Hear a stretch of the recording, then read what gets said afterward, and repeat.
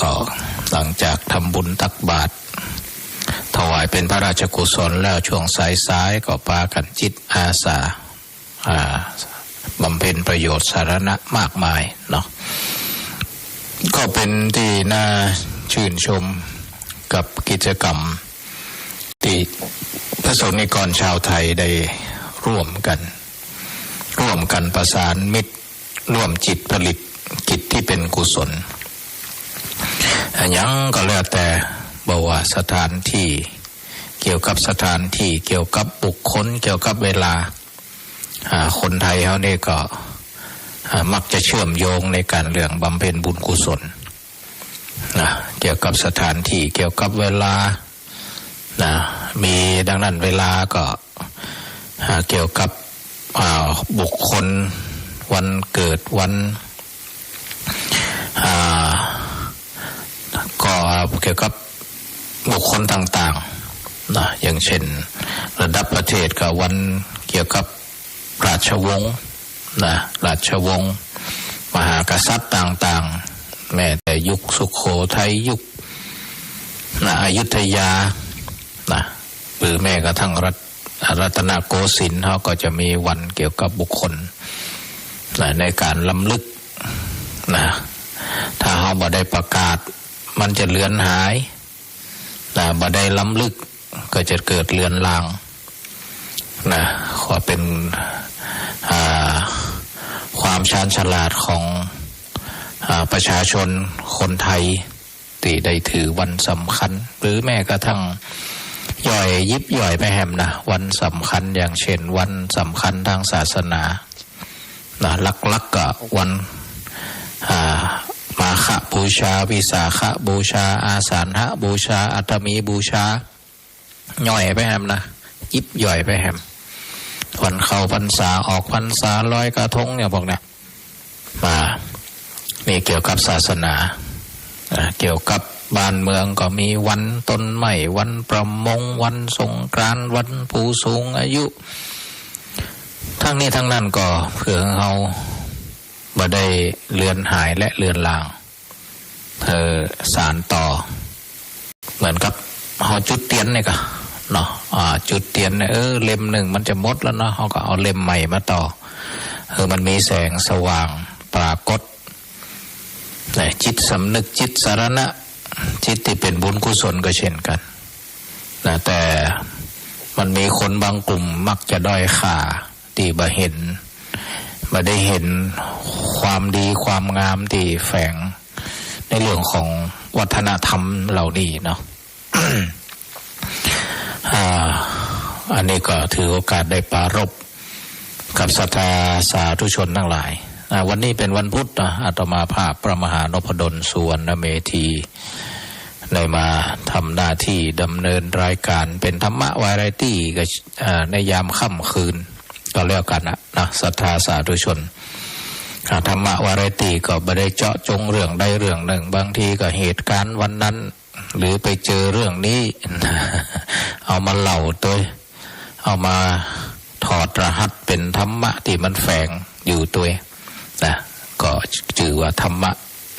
วาไรตี้หลากหลายตะกี้ก็ได้ไปเปิดโครงการเรียนบาลีทางออนไลน์เนาะท่านพระครูสิริธรรมบัณฑิตนะในฐานะที่ผู้อำนวยการหลักสูตรปริญญาโทพุทธศาสตร์มหาบัณฑิตรองผู้อำนวยการฝ่ายวิชาการก็ร่วมกับพระครูสุตตะชัยพรดร.นฤณีศรีสุขเนาะก็ได้เห็นว่าก็มีคนกลุ่มหนึ่งนะที่ได้สนใจอยากจะเรียนภาษาบาลีทางออนไลน์เนาะบางทีกับถ้าเรียนตามวัดตามว่าบ่สะดวกก็เรียนออนไลน์ทางวิไลสงฆ์นครลำปางก็เปิดโอกาสเปิดหลักสูตรนะเรียนตะกี้เปิดไปละว่าเรียนวันนี้น่าจะเป็นวันแรกเนาะอาจจะใครเรียนก็ติดต่อมาได้เน้อเรียนภาษาบาลี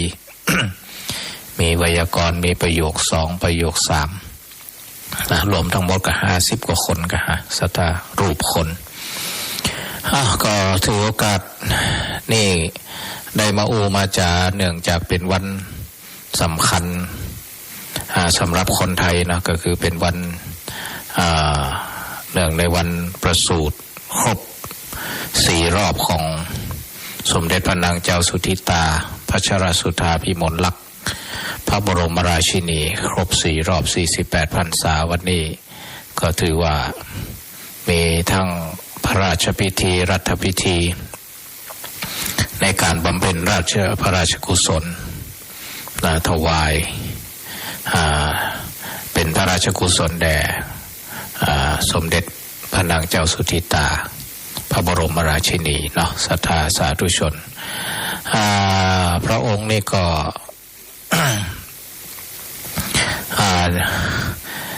ได้ปรารภสักหน่อยเนาะศรัทธาญาติโยมเต่าตีพระองค์ได้เสด็จตามพระบาทสมเด็จพระเจ้าอยู่หัวเพราะว่าในการบำเพ็ญพระราชกรณียกิจในประเทศก็ดีหรือในเสด็จพระราชดำเนินไปต่างประเทศก็ดีตีชาวโลกพูดง่ายว่าเป็นกระแสตอบรับแล้วก็เป็นศักดิ์เป็นสีให้กับคนไทยโดยเฉพาะความสง่างามขององค์สมเด็จพระราชินีนะพระบรมราชินีหนึ่งก็ทรงเป็นแบบอย่างในการฉลองพระองค์ด้วยผ้าไทยนะทรงเลือกผ้าไทยตามภูมิภาคนะแล้วก็ได้ส่งเสริมได้สื่อความหมายได้พยายามสะท้อนคุณค่าของเอกลักษณ์ของคนไทยนะแล้วก็เหมือนกับพระองค์ได้ทรงทำหน้าที่นะทูตทางวัฒนธรรมนำพาไทยไปสู่เวทีโลกนะยกระดับพาไทยสู่ระดับอินเตอร์นะดังนั้นคนทั้งหลายได้เห็นแล้วก็ได้ต่างคอมเมนต์เนาะได้นอกจากนั้นพระองค์ยังมีความสามารถในการขับเครื่องบินเนาะตอนนั้นก็ที่พระองค์เสด็จตามพระบาทสมเด็จพระเจ้าอยู่หัวนะที่เสด็จไปประเทศภูฏานเนาะส่งขับเครื่องบินนะเป็นที่ฮือฮาเป็นที่ไวรัลนะเป็นที่สนใจของประชาชนทั่วโลกนะแล้วก็แถมอย่างหนึ่งก็คือนอกจากยกระดับผ้าไทยไปสู่อินเตอร์แล้วก็เป็นการส่งเสริมสืบสานชุดพระราชทานนิยมเนาะซึ่งชุดพระราชทานนิยมนี่ก็เป็นงานประณีตนะงานประณีตมันเป็นอัตลักษณ์ของชาติแล้วก็มันเป็นความภาคภูมิใจนะดังนั้นก็พระองค์ก็ทรงสืบสารแล้วก็พัฒนาโดยเฉพาะ ผ้าไทยเนาะ พูดง่ายๆว่าอัปเกรดจนต่างชาติแล้วก็คนไทยเองก็ภาคภูมิใจต่างชาติเองก็สนใจนะอันนี้ก็เล็กน้อยๆนะจริงๆพระองค์ก็เป็นแบบอย่างในเรื่องของการศึกษาแล้วก็มีให้เหมาะสมกับภารกิจเนาะศรัทธาญาติโยมทั้งหลายพระองค์นี่ก็ศึกษาหลักสูตรเกี่ยวกับทหารเยอะมากนะศรัทธาญาติโยมเยอะมากนะในเรื่องของการทหารนะหลักสูตรวิชาทหารมหาดเล็กรักษาพระองค์หลักสูตรนายร้อยหลักสูตรประจำโรงเรียนเสนาธิการทหารนะหรือหลักสูตรต่างๆที่เกี่ยวข้องนะอันนี้ก็เพื่อให้พระองค์ได้ปฏิบัติกิจในการที่นอกจากตามภาระหน้าที่พระราชกรณียกิจแล้วก็ยังในการเสด็จในฐานะพระราชองค์คลักษณ์ในพระบาทสมเด็จพระเจ้าอยู่หัวด้วยเนาะศรัทธาสาธุชนทั้งหลายก็ขอให้พระองค์มีพระชนมายุยิ่งนานเนาะเป็นเบ่งขวัญกับพี่น้องชาวไทยเอาละศรัทธาสาธุชนทั้งหลาย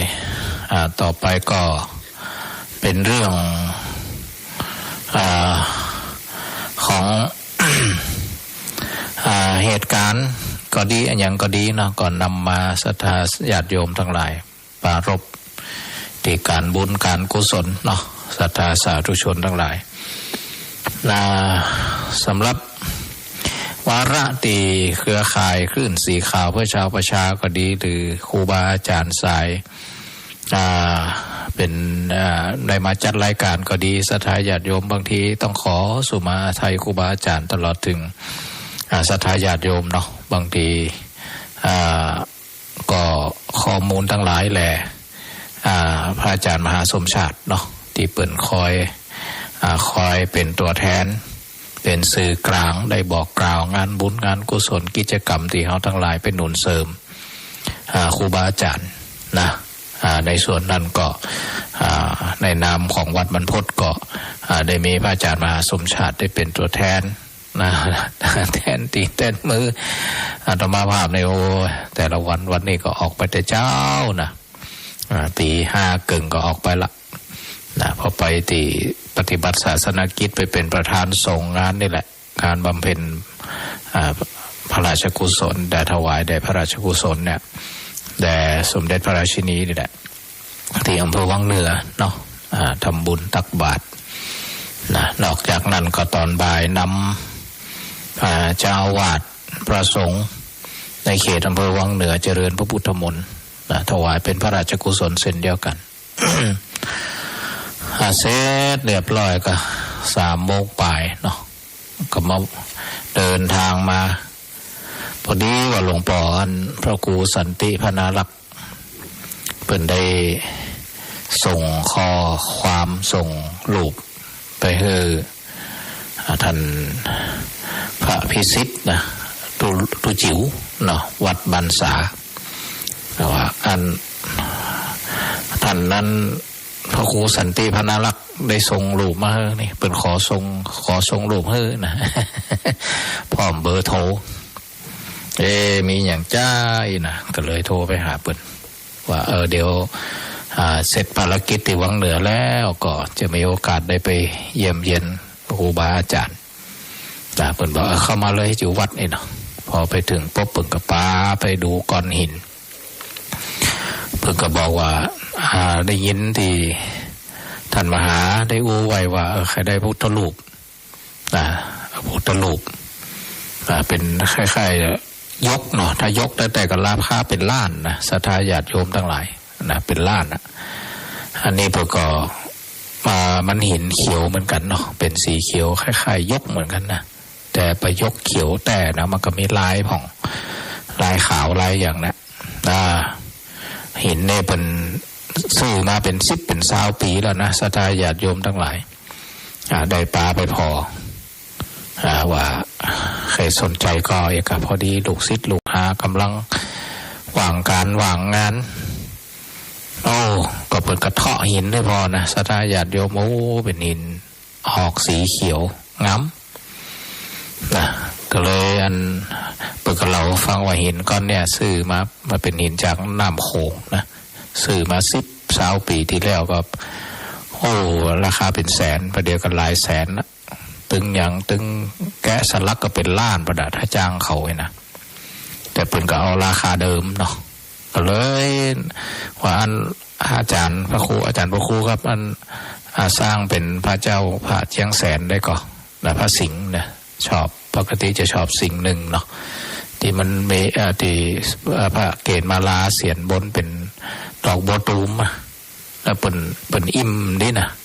พระสิงห์หนึ่งเนี่ยดูแกมอิ่มนะชอบเป็นก็ว่าได้ก็ได้ไปวัดพอแล้วก็ได้ประมาณถ้าแกะสลักอย่างแล้วได้องค์พระก็ประมาณ120นะประมาณเม็ดกับ20 เซนนะแล้วก็สูงนี่ก็ประมาณเม็ดกับ60 เซนนะราวๆนั่นนะก็หลวงพ่อเพิ่นก็บอกว่าก็ถามหลวงพ่อแล้วหลวงพ่องบตัวได้นี่นะก็ต่างละอ่อนนะเป็นลูกศิษย์เนี่ยที่เป็นปั้นมากับมือเนาะก็เลยมาเดียวก็หลวงพ่อภารกิจกับนักกับลูกศิษย์ทำงานเป็นหลักหลวงพ่อก็มาดูมาอย่างเป็นค่อยเป็นปีเลี้ยงค่อยเช็คค่อยอย่างคอยติคอยติ้งคอยเสริมแนะน นะก็ทั้งหมดก็300,000นะก็ยังมีตังค์กับเตี่ยนะหับไปละ หับไปละเขากับอันเรื่องบุญเรื่องพระเนี่ยมันจ้าบ่ได้เนาะศรัทธาญาติโยมทั้งหลายนะจ้าบ่ได้นะพอหลวงพ่อเพิ่นโทรหานี่แสดงว่ามันส่งบุญมาเนาะนั่นบ่หับนี่ก็เสียโอกาสนะก็เลยหับไปละนะ300,000นะก็หับไปใครจะมาเป็นเจ้าภาพแทนก็ได้นะศรัทธาญาติโยมทั้งหลายมาสงวนนะมาสงวนก็จะสลักจื่อไว้เนาะเป็นพระเหมือนกับกึ่งยกแล้วนะสีเขียวแต่ว่าเขียวมันมีลายโดยเฉพาะหินมันบ่จะยกเขียว 100% เนาะก็งามนะถ้าทรงออกมาเป็นพระก็กึดไว้2อย่างก็หลวงพ่อว่า บัดเดียวนี้ถ้าเป็นพระสิ่งหนึ่งมันเป็นปางมาลวิชัยเนาะปางมาลวิชัยแต่ถ้าจะทำเป็นปางสมาธิก็ได้เพิ่นว่านะปางสมาธิก็ได้ นะก็นี่แหละวันนี้ก็เลยไปได้รับบุญมาละนะก็จะมาบอกศรัทธาญาติโยมทั้งหลายว่าใครสนใจก็ในพระองค์นี้นะองค์นี้นะก็เดี๋ยวก็จะเสาะหาโยมดูก่อนเนาะบางทีเพิ่นอยากจะได้องค์หนึ่งถ้าบ่ได้แต่พระอาจารย์ก็จะหับเป็นเจ้าภาพนะแล้วก็ญาติโยมทั้งหลายก็อยากจะมีส่วนรวมนะตัวก็ได้นะอันนี้เขาว่ากันนะกรรมเนาะเดี๋ยวเกิดเจ้าภาพเปิดมาเปิดจะขอเป็นเจ้าภาพคนเดียวเลยนะเจ้าภาพคนเดียวก็จะสลักจื่อเปิดแต่ถ้าพระอาจารย์เนี่ยฮับเนี่ยก็ญาติโยมทั้งหลายก็หอมกันเนาะ หอมกันนะศรัทธาญาติโยมเดี๋ยวพระอาจารย์จะได้กับลูกศิษย์แหนคนก่อนเปิ่นชอบพระสร้างพระเหมือนกันได้จะพอถ้าเปิ่นบ่ถ้าเปิ่นยังบ่พร้อมแต่พระอาจารย์ก็จะเป็นจะบอกให้ศรัทธาญาติโยมนะ ช่วยกันละเนาะ จะเอามาตั้งเด่นสง่าที่ปุ่นร้านที่ถนนตัดใหม่เนาะวันนาเอาไปเวียนเทียนเวียนอย่างปุ่นทำฐานสูงมันเด่นสง่าเป็นพระองค์เขียวนะแต่ไปถึงกับเขียวเหมือนยกเนาะอันนี้ก็ได้ไปหับปากหลวงพ่อแล้วไปแล้วก็จื่นอกจื่นใจเพราะหลวงพ่อพระครูสันติพนารักษ์ในหัวจักกันมาเมื่อนะเพราะว่าพี่น้องผู้รักกัลยาณมิตรที่วัดบ้านสายานะยาณวนารามก็ดีหรือบ้านสาที่ตู้ลุงพันธ์นี่นะอย่างก็พระเจ้าอาวาสวัดนี่แหละพระครูอาวาสวัดนี่แหละอันนี้ของหัวจักคนเมื่อศรัทธาญาติโยมกัลยาณมิตรพี่น้องสายใจห่มนี่นะก็คือแต่ก่อนอยู่กับเน้น2 รูปเนาะก็มีกำลังอย่างก็อาศัยตุลุงพันนี่แหละพระครูอาวาสวัดนี่แหละนะบัดเดี๋ยวก็มาเรียนหนังสืออยู่ปี3ละนะเรียนหนังสือเนี่ยก็จับจนกันมาเนี่ยศรัทธาญาติโยมนะเพิ่งก็ตะกอนมีรถเก่าๆนะ เพราะว่าอาตมาภาพมาอยู่นี่ก็ไม่ไหวหัวจักยังศรัทธาญาติโยมหลวงพ่อสีอ่องเพิ่งก็สร้างกับแปลงอาคารเปิ่นสร้างไว้นะมันก็ปรากฏว่ามันก็อย่างว่านะครับอันเปิ่นก็มีบารมีของเปิ่นเนาะหลวงพ่อสีอ่องอาตมาตอนนั้นอยู่บนดอยอยู่หรอกมันก็บ่ได้หูจักตุกศิษย์ลูกหาสายหลวงพ่อสีอ่องพอเปิ่นได้มรณภาพได้ได้ปีปลายละอาตมาถึงได้มาอยู่นะนี่ก็อยากจะเล่าเบื้องหลังถ้าได้เป็นศิษย์กุฏิหลวงพ่อสีอ่องเนี่ยคงอย่างหูจักญาติโยมสายกรุงเทพที่มาทำบุญกับหลวงพ่อเนาะอันนี้ปรากฏว่ามันก็ขาดตอนกันไปมาก็เยอะๆก็ศรัทธามาเฝ้าวัดเฝ้าวาปรากฏว่ากุฏิไอ้ยังก็มันเวลาบ่เฮ็ดตกกากิ่งไม่หล่นใส่ก็มันหลวงไปบ่ได้ก็คืออันนี้แหละตุภิพันธ์เนาะนี่แหละนะที่อันบ้านสายานะวลารามนี่นะใกล้ๆกับบ้านสานะมันมีสามัคคีสายานะเนาะแล้วก็บ้านแป้นมันนั่นนะแต่ตั้งใจห่มนะโคจักควรจะได้ก็ตูปีถอนเนาะ บ้านสาแพร่เนี่ยนะทูปีทอนเป็นอยู่วัดนั่งเหลียวตอนนั้นนะอาจารย์จีรศักดิ์ดร.จีรศักดิ์เป็นเจ้าวาดอยู่นะศรัทธาสาธุชนก็หูจักมักกุ้นกันเนี่ยทูปีทอนก็เป็นคนใจโฮมนะก็ทำให้หูจักกัลยาณมิตรสายใจโฮมนะ พอหูจักกันป๊อบก็ขึ้นร้อยกันยังบ่ลืมในเรื่องของอันนี้แหละเพื่อนพ้องน้องพี่เนาะพอมาอยู่เพ่ก็โอ้อันยังรู้พอดีว่าตุปีพันเขาเนี่ยตุเอาพันตุปีเนี่ยบางทีก็ห้องบนตุปีนะเปิ่นนั้นเป็นช่างเนาะเปิ่นเป็นช่างจะตู้สลาก็อาศัยเปิ่นนั่นนะห้องเปิ่นมาเปิ่นก็รถเก่าอย่างนะ รถเก่าเอาแก๊สนั่นนะถังแก๊สติดมาตัวมานอนเพ่คืน2 คืนนะละวัดละวามาเชื่อมหันเชื่อมนี่มุงหลังคาน่ะศรัทธาญาติโยมมาช่วยกันเจ๊อะแย่กะพอเปิดมาเสร็จก็อันบาใจตุปีพันอย่างเดียวก็โคจักตุสายันกาเนี่ยเดียวก็เป็นพระเจ้าวาดบันไพไปละและก็พอดีตุลงพันเนี่ยเปิดกับสนิทกับหลวงพ่อวัดบันแป้นนะกูกันยังกันศรัทธาญาติโยมปรากฏว่าตุลงพันแล้วก็หลวงพ่อพระครูวัดบันแป้นเนี่ยเอาพระครูพิธานเนี่ยนะสาธุกิจเนี่ยเนาะเจ้าคณะตำบลบรรษาเนี่ยเป็นก่อ3 สหายเนาะกับอาจารย์พระครูสันติพนาลักษณ์นี่นะวัดบรรษาแพร่เนี่ยที่อาตมาไปแอลเปิดวันนี้ละเนี่ยเปิดกับ3 สหายเนี่ยเปิดก็เรื่องเล่าว่าถ้าวันศีลวันพระมาชอบไปนอนไปเหวนะสงบดีนะกันมาก็เกิดความประทับใจเนาะเกิดความประทับใจตอนหลังมาก็นี่แหละพออาตมาสร้างพระตีวัดเนี่ยก็นึกถึงอาจารย์บรรลานี่แหละอาจารย์ตีเป็นสงบเงียบสมถะเนาะชอบนั่งสมาธิเองก็เลยเอาเป็นนิมนต์เป็นมานั่งปกมานั่งนักอาจารย์บรรลาก็มีเมตตาผูกพันกันมาหันมาอาจารย์บรรลาเนี่ยก็เลยได้จะเปิ่นก็เก่งในเรื่องแกะตอนเปิ่นตานวิหารเนาะเปิ่นก็แกะสลักพระนี่แหละงามแม่หินทรายนี่นะศรัทธาสาธุชนก็เลยได้เห็นเป็นแกะสลักพระองค์ใหญ่เป็นพระประธานที่วิหารเนาะศรัทธาสาธุชนใหญ่เปิดเอาหินมันมาวางไว้ในวิหารเลยนะไว้แทนวิหารแล้วก็ก้อยแกะสลักเปิ่นก็เอาดูรูปถ่ายว่าหินก้อนนี้มาจะได้ปูนได้มาจากอำเภอพานเอารถพ่วงใส่เข้ามาแล้วเอามายกรถเข็นยกวางไว้ในวิหารเปิ่นก็ก้อยแกะสลักอาตมาก็เลยบอกว่าหลวงปู่อาจารย์ไม่รูปก็เรื่องเล่านะก็อยากจะเอารูปเนี่ยไปสแกนใส่แล้วก็อยากจะเอาไปอบรมหล่อนักเรียนเนาะเผื่อเขาเห็นความพยายามความเพียรคล้ายๆฝนทั้งให้เป็นเข็มเนี่ยกว่าจะเป็นพระพุทธรูปเลยนะ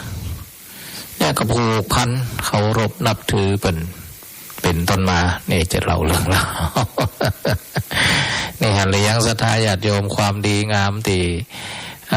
เขาก็ได้ไม่บุญวาสนากันยังถึงวันนี่ก็ยังกึดหนักเลยทีเล่นทีจริงกับลูกศิษย์ลูกหากับเปื่อนฝูงก็ถึงวันนี่นะถึงแม่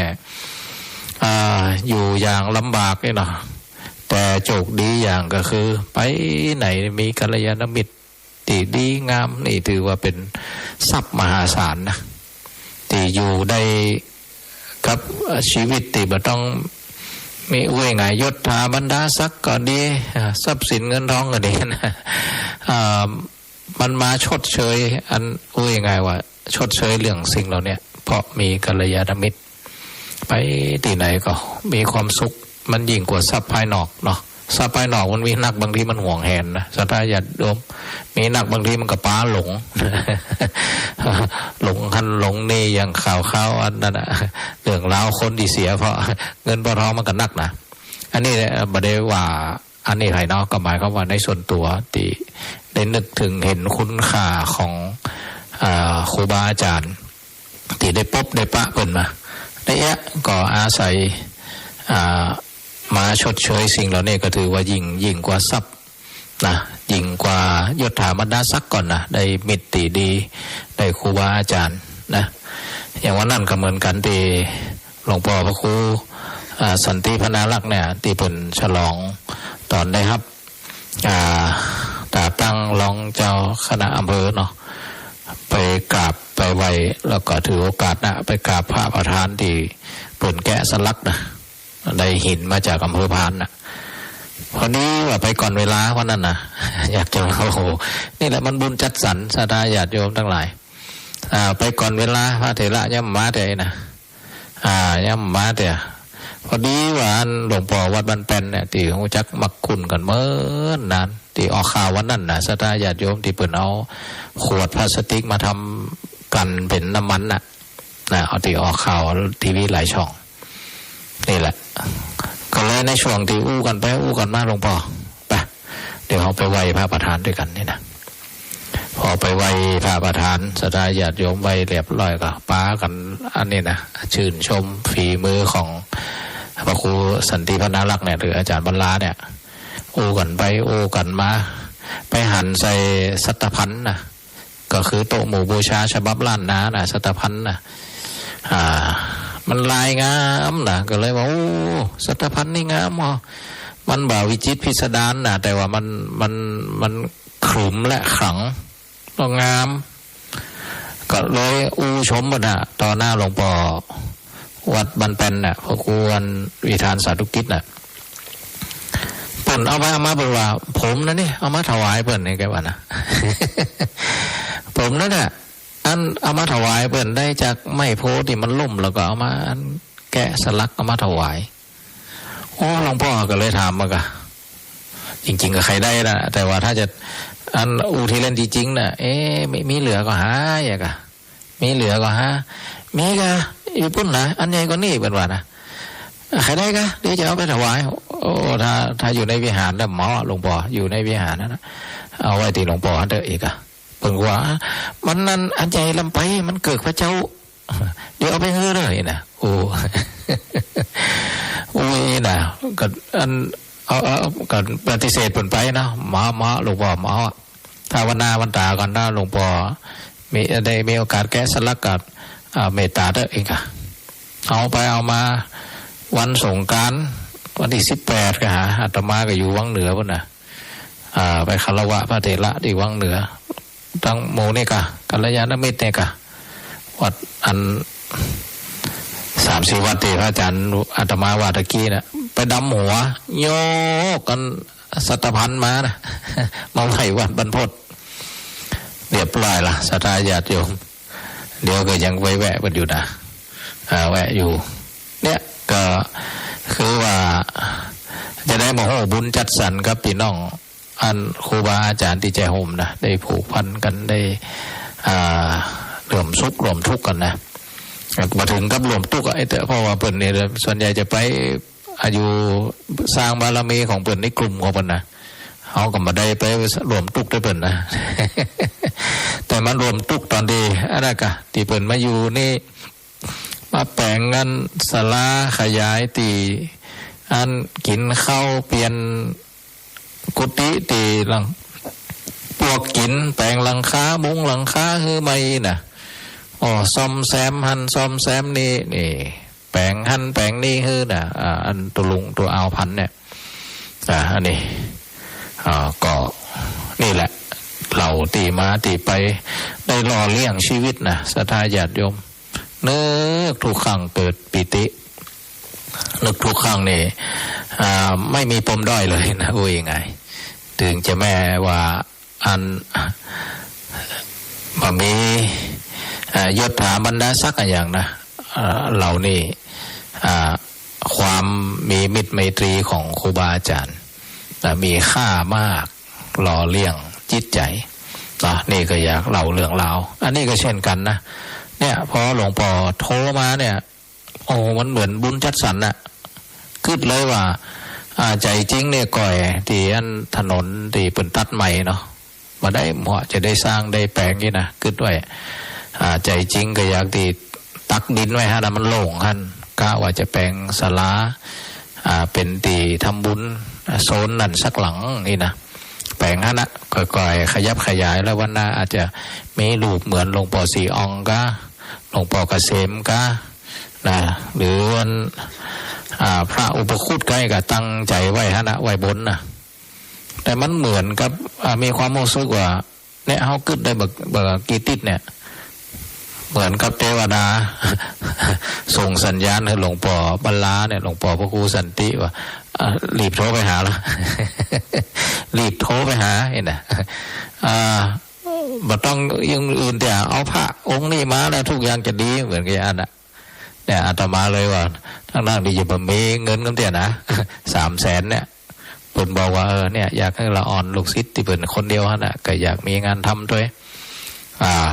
เปิ่นก็เนี่ยถ้าบ่เดียวนี่ก็เป็นล้านไปละเปิ่นว่านะ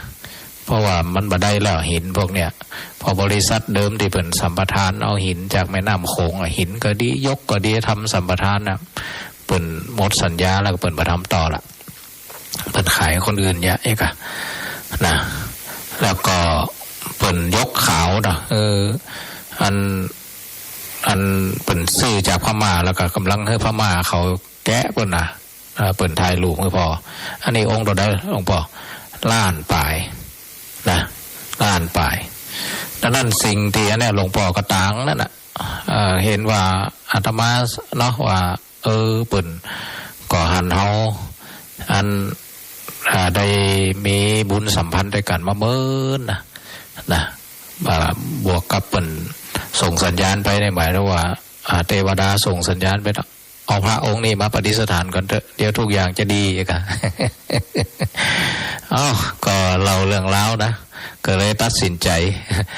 หับปากบรรละสตาญาติโยม300,000นะ300,000นะเป็นพระเดี๋ยวมาเขาก็จะฉลองกันเนาะเดี๋ยวก็จะอันแปลงฐานดีๆนะจะไปไหว้ร้านนั่นนะเดี๋ยวก็ต้องเอารถเอามาปรับนะ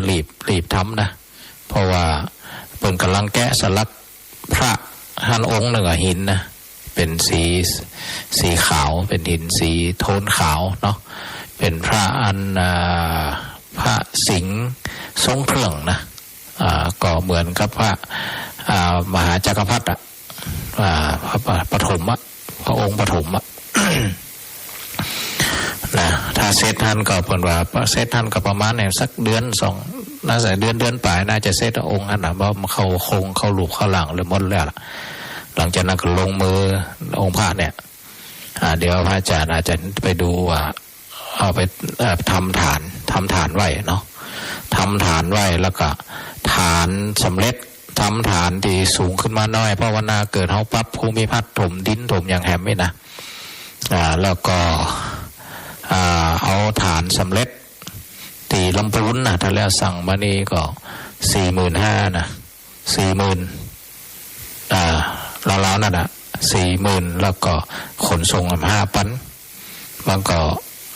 ยกมาใส่เลยศรัทธาญาติโยมเพียงแต่เขาก็เอาหินเอายังก็ไปใส่เป็นไส้กลางเพื่อความแน่นหนาแต่อาจจะก่อเป็นวงกลมเป็นฐานพระขึ้นบนแหมน้อยนะเพื่อให้มันสูงเด่นนะวันตาเขาก็มาทำกิจกรรมฮะนะเนี่ยเอาอัญเชิญพระองค์นี้มาเนาะตามเทวดาส่งสัญญาณก็ดีหรือแม้กระทั่งเทวดาในหลังของครูบาอาจารย์ก็คือท่านอาจารย์บรรลาซึ่งก็บ่ได้มีจิตใจที่จะเอาเปรียบกันนะโดยจิตใจแล้วก็ได้เอ็นดูสงสารเคารพนับถือมีฮันบ้างนะแต่อาตมาก็กราบได้สนิทใจครูบาอาจารย์นะที่เปิ่นมานั่งนักเปิ่นโอ้ยห่อนก็ห่อนนะรอพระตีวันเกิดอาตมานะปี51เปิ่นนั่งโอ้แดดห่อนเปิ่นนั่งจนรอพระเสร็จศรัทธาญาติโยมนะเปิ่นก็เห็นความตั้งใจแล้วก็เพราะว่าเรื่องพวกนี้เนาะ จะไปชมบารมีของเปิ่นดีในเรื่องของป่าไม้เป็นพันไร่แต่ว่าพื้นที่ที่อาตมาไปดูเนี่ย250 ไร่แต่มันมีหลายจุดเนาะหลายจุดที่เปิ่นกันไว้นะจาก250เหลือ200 ไร่เปิ่นว่าถามว่าเอาจะได้อันเหลือ200อันน่าก็บัดนั้นล้อมหัวซะกำเขามาเบียดเอา50 ไร่เลยมาเดียวนี่เปิ่นก็เลยล้อมหัวอันเป็นนั่นเสาปูนแล้วก็อย่างก็เล็กเอามาเป็นห่อหัวเรียบร้อยละศรัทธาญาติโยมก็อยากไปแวะไปสาอยากจะไปทำบุญสุนทานเนาะมาวัดบรรพตพ่องไปติหลวงพ่อพลาใจโฮมเทรนเนอร์บรรษาแพทย์นะไปทำบุญด้วยเปิ่นได้กราบได้สนิทใจศรัทธาญาติโยมอาตมาภาพเคารพนับถือเปิ่นมากนะก็อุ่นอกอุ่นใจเพราะว่าเนี่ยเปิ่นก็อยู่สมถะอยู่สมถะแล้วก็วัดของเปิ่นกับตี200 กว่าไร่ในจัดไก่นะมาจัดไก่เปิ่นก็มาถามเปิ่นว่ามาถึงวันก็ได้โอ้ช่วงนี้มาถึงวันนะยังอยากมาถึงวันเนี่ยก็ขอไก่ของแมวเอามาปล่อยโอ้แมวก็ไม่ได้นะแมวก็ไปปล่อยอันไปเข้าให้เข้าส่วนเดียวเขาก็เบื่อหะหรือแม้กระทั่งเจอหมาก็มาครบหะอีกก็ต้องจำเป็นก็เป็นภาระเปิ่นนะแล้วก็ไก่นักเนอะศรัทธาญาติโยมถึงไก่ป่าไก่บ้านมาพอได้ยินเสียงรถหลวงพ่อนะมันถึงมาลุบไก่ป่าไก่บ้านอยู่ด้วยกันนะน่าฮักไปอย่างเลยแล้วก็ตาอย่างก็ตาสวัยก็บุคคลขับรถเปิ่นนะเขี้ยวกับเมย์ตะกี้แซวเล่นเปิ่นนะอันนี้คนขับรถกันเนี่ยไข่หัวได้นะแม่นนะบ่ใครนั่งตัวบ่ใครนั่งตัวตาดีก็แข้งขาล้อวันนั้นกับอันเปิดกระจำได้เนาะอันตู้อยู่วัดไหนก็อยู่วัดบรรพตในเมืองมั้งกะหลังศาลากลางแล้วการวานครูบาบรรลาก็ว่ามหานพดลนะกะมหาแตงนะกะเนาะมหาแตงนะกะผมก็เคยไปกะนะไปดำหัวแล้วไอ้น่ะเปิ่นก็จำมาได้เพราะมาดำหัวบางทีผมเจอดาขันมาได้เปิ่นก็ป้ากันมาผมก็ไปส่งพุ่นเนาะอันนี้ขี่รถจากใจโฮมมาลำปางก็โอเคอยู่นะโอเคก็เลยว่าดีละอยู่กับครูบาอาจารย์นะสุขภาพเป็นดีอายุ70 ปลายแล้วนะ70 ปลายละเนี่ยก็อยู่เป็นบุญกับบุญจูกับศรัทธาญาติโยมเห็นความงดงามว่าประวัติศาสนาก็ดีคือประเด็นที่เป็นตีนเป็นมือครูบาอาจารย์ก็ดีก็ล้วนแล้วแต่คนที่มีจิตใจเจี๊ยเนาะจิตใจเจี๊ยบางคนก็มีครอบครัวก็บ่สามารถมาปีกทำจะได้นะบางคนก็ครอบครัวก็มีสุขภาพก็ดีนะแต่มีใจมาทั้งเพศก็มีนะนั่นกว่าจะมาเดียวเนาะพระเน้นเท้นน้อยก็หาอยากครูบาอาจารย์มีรถก็เหมือนกับมีนะบางทีก็ญาติโยมก็เห็นใจเนาะอย่างมันก็เป็นเงินเป็นทองดึงนั่นต้องจะมารบกวนเป็นนักกับดีก็อาศัยเนี่ยเห็นความงดงามที่มันเกิดขึ้นอยู่ก็ยังมีเกิดขึ้นอยู่นะนั่นเฮาทั้งหลายก็ได้เห็นพ่อแม่ที่เป็นมีจิตอาสาดูแลวัดว่าก็ฝากไว้เนาะมีอย่างก็ถ้าเป็นผู้นำก็ต้องคิดประเด็นเรื่องชดเชยชดเชยในเรื่องสิ่งเหล่านี้ไงสวัสดิการโดยเฮาหอมก็ได้บางทีก็คน10 บาท20 บาทต่อเดือนเนี่ยก็ไงเป็นตัวแทนให้ช่วยดูแลหลวงพ่อแต่ก่อนอาตมาภาพอยู่บ้านนอกนี่เปิดก็ชดเชยด้วยการเป็นข้าวสารเนาะหลังคาละนี่ปหลวงอ้ายนะปหลวงอ้ายประเดี๋ยวเสียไปแล้วนะนี่ก็เจ้ามาก็แมลงมาก็เอาปิ่นโตเอาไปวางไว้เอาไปแจกกับครอบครัวเป็นหมวดนะเจ้ามาก็ไปเก็บปิ่นโตมาแต่เข้านี่ก็พาเนนบิณฑบาตเนาะ เนี่ยก็ญาติโยมก็ต้องหาเจ้ากินค่ำบางทีก็บ่มีเวลาไปก็อาศัยคนเป็นตัวแทนเนี่ยแต่เปิ่นก็ชดเชยด้วยการเกี่ยวเข้าเกี่ยวน้ำแล้วเราเอาเข้าให้หลังคาและถังหลังคาคือปออ้ายนี่นะหลังคาและถังมี100 กว่าหลังคากับปีหนึ่งเปิ่นก็ได้เข้า100 กว่าถังก็เพราะอยู่ได้เนี่ยมันก็เป็นสวัสดิการเขาจะไปแล้วบางทีก็ใจเขาบ่ได้คิดถึงประเด็นนี่เอาบุญกับป้อกายนะแต่บางทีมันเขาต้องนึกถึงประเด็นที่ความจำเป็นหรือแม้กระทั่งเวลาไปเก็บพอเปิ่นบ่ค่อยมีเวลาที่จะไปทำมาหากินต้องมาดูแลศาสนาแทนเฮากับบางทีกับสวัสดิการเรื่องชาปนกิจสงเคราะห์ก็ยกเว้นเนี่ยมันต้องไปจ่ายนะในชุมชนก็มีเทคนิคมีศิลปะมีกุศโลบายมีความงดงามเชื่อมโยงเกี่ยวกับศาสนาได้อยู่นะศรัทธาญาติโยมเราเห็นหรือยังว่าแต่ละชุมชนมีวิธีการนะบางทีก็อย่างว่านะคนบ่เข้าวัดบ่เข้าใจบริบทว่ามันบางทีก็กระนำอย่างเนี้ยไม่ต้องสนใจแล้ววัดนะยุบทิ้งไม่มีความสำคัญเลยนะบางทีประชดเพราะอย่างพอได้ยินข่าวบดีจากพระสงฆ์บางรูปเอาลามไปหาที่ไม่ต้องมีศาสนามันละมันต้องมีวัดมีวาเขาก็เนึกพอแม่แต่เนี่ยเล่าเรื่องเล่าอาจารย์บรรลาเนี่ยพอเป็นมีบารมีเปิ่นก็มาได้กวกเอาผลประโยชน์เข้าตัวละพอเป็นมีบารมีเอาบารมีนั่นปกป้องป่าปกป้องน้ำหรือแม่ทั้งมีประเด็นดีเขาจะมาสัมปทานดอยทั้งดอยนะมาเรื่องดินขาวนะหลวงพ่อเห็นว่ามันจะกินพื้นที่ป่าแล้ววันนาวันตานะสารพิษต่างๆที่เขาใจในการยังบ่อแลหลายตีเนี่ยมันทำให้สารปนเปื้อนมาตั้งตรงมาตั้งนามาตั้งน้ำหลวงพ่อบรรลานี่แหละเป็นขับเขื่อนเป็นแกนนำก็ทำให้บริษัทที่จะมาสัมปทาน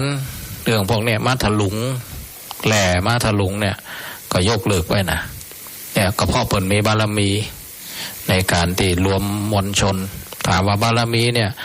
เปิ่นก็ไม่ได้มุ่งไปปั่นเพื่อเอาผลประโยชน์เข้าตัว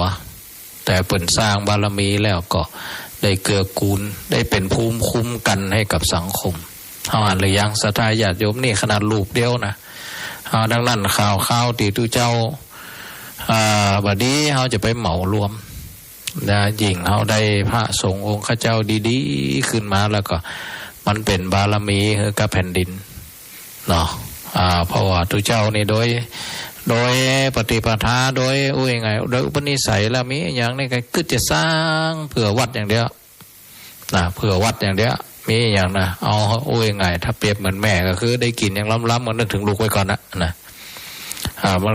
ไงว่าถ้าเป็นภาษาลูกทุ่งก็คือตุเจ้าอาวาสเนี่ยนะเหมือนผีสิง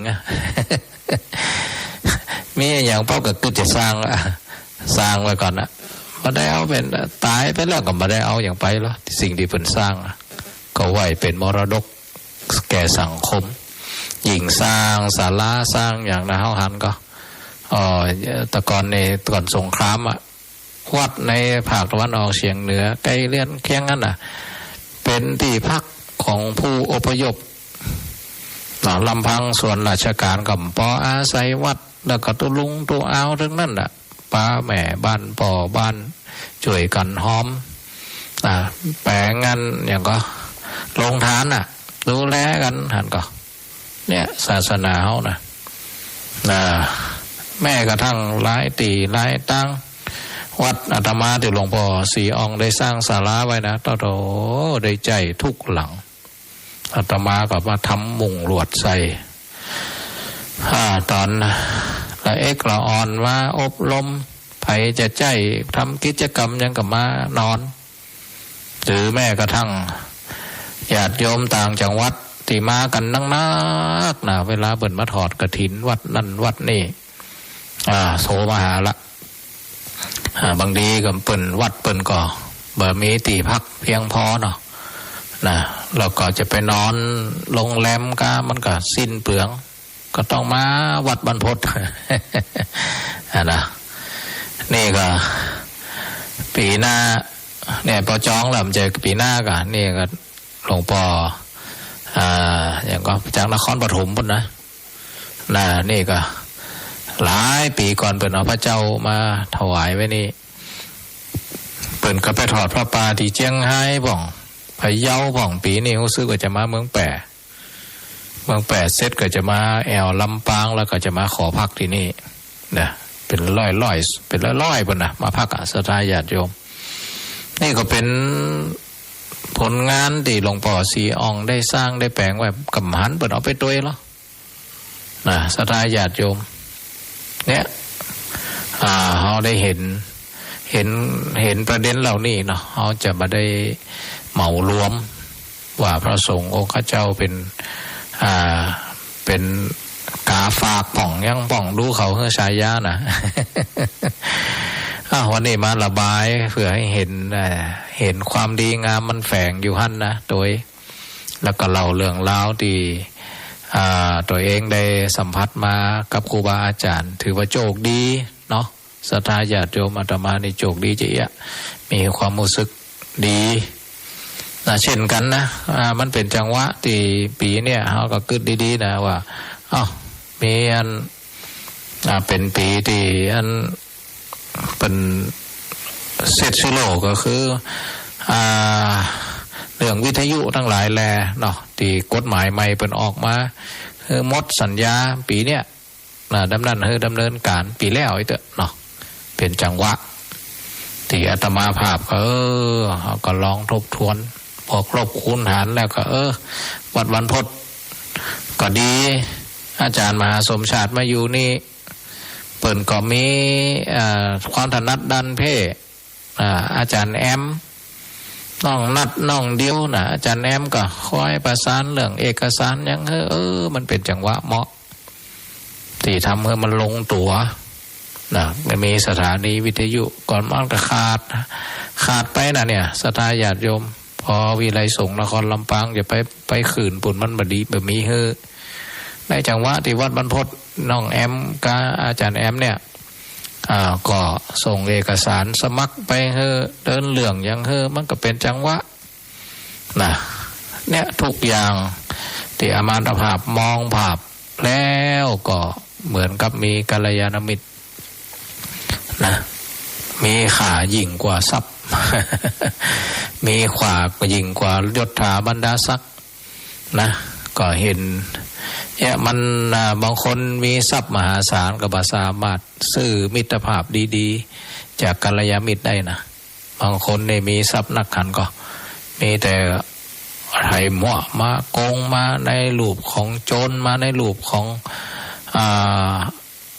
คนดีแต่แฝงมีแอบแฝงนะในที่สุดก็โดนฆ่าผ่องในที่สุดก็โดนโกงผ่องนะนี่บางคนมีทรัพย์ก็ล่อนบางคนมีทรัพย์ก็เป็นเหตุให้ทะเลาะเบาแว่งแต่อันนี้อาตมาภาพเนี่ยนะศรัทธาญาติโยมแต่ละช่วงของชีวิตดีบอกว่าอยู่บนดอยก็ดีมาอยู่นี่ก็ดีอย่างโยมจันทร์ศิรินะโยมจันทร์ศิริตีนี่ก็คนบุญคนหนึ่งนะอันนี้ก็ไปเตะช่วงนั้นบอกมีรถเมล้านะมีรถเมล้าโยมจันทร์ศิริก็เห็นว่า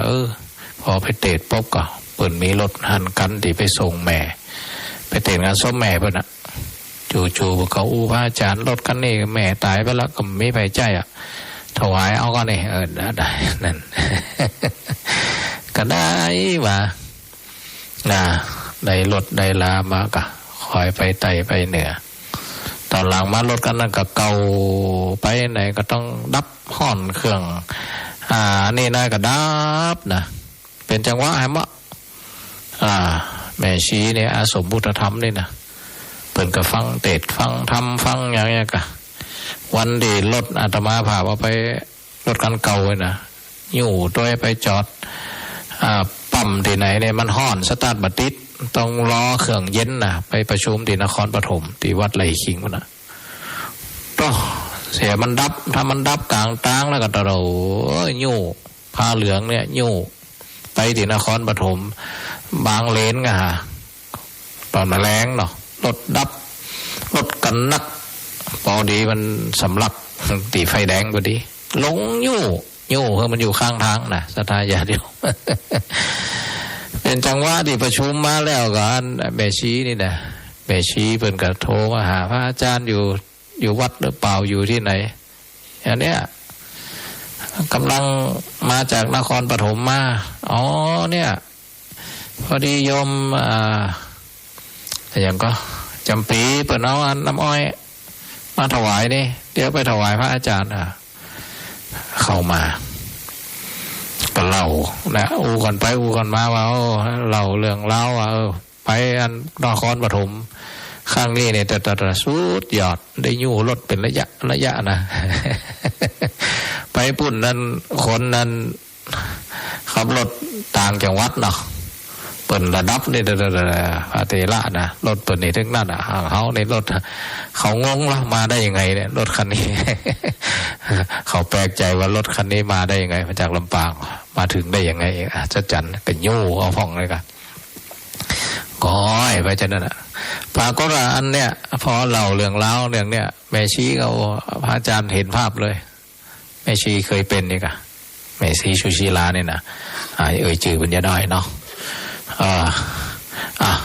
ก็ขอมีใจจะถวายรถให้พระอาจารย์ก็แล้วกันนะ นี่ก็เล่าเรื่องเล่าตะกี้เล่าเรื่องเล่ากัลยาณมิตรเจโฮมเนาะสตาญาติโยมนี่เล่าเรื่องเล่า ญาติโยมนะอันแม่ชีเพิ่งก็อันใจถึงวันเนี่ยรถฟอร์ดเนี่ยก็แม่ชีเนี่ยเพื่อเอามาถวายเราก็ป้อใจขึ้นไตขึ้นเหนือไปมจรไปอย่างกระใจได้นะศรัทธาสาธุชนทั้งหลายเนี่ยก็ได้กัลยาณมิตรต่างๆ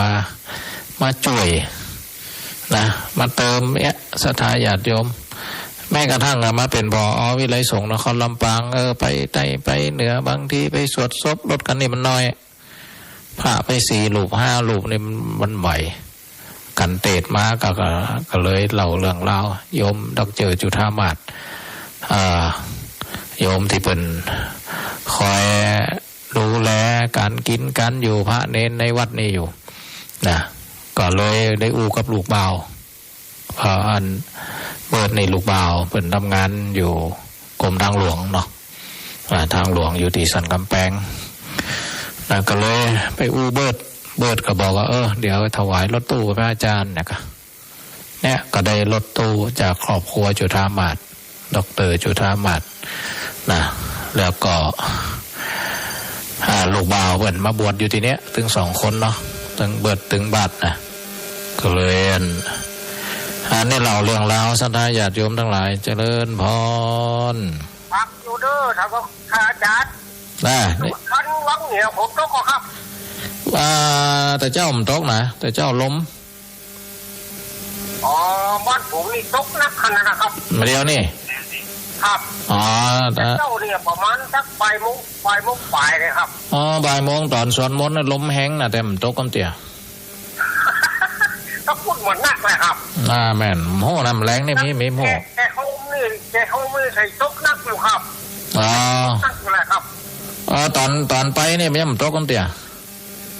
อาจารย์อยู่ที่ไหนเดี๋ยวนี้อยู่ที่วัดพจน์ครับก็ว่าใช่ครับอยู่วัดมันพจน์อยู่ในเมืองไปแล้ว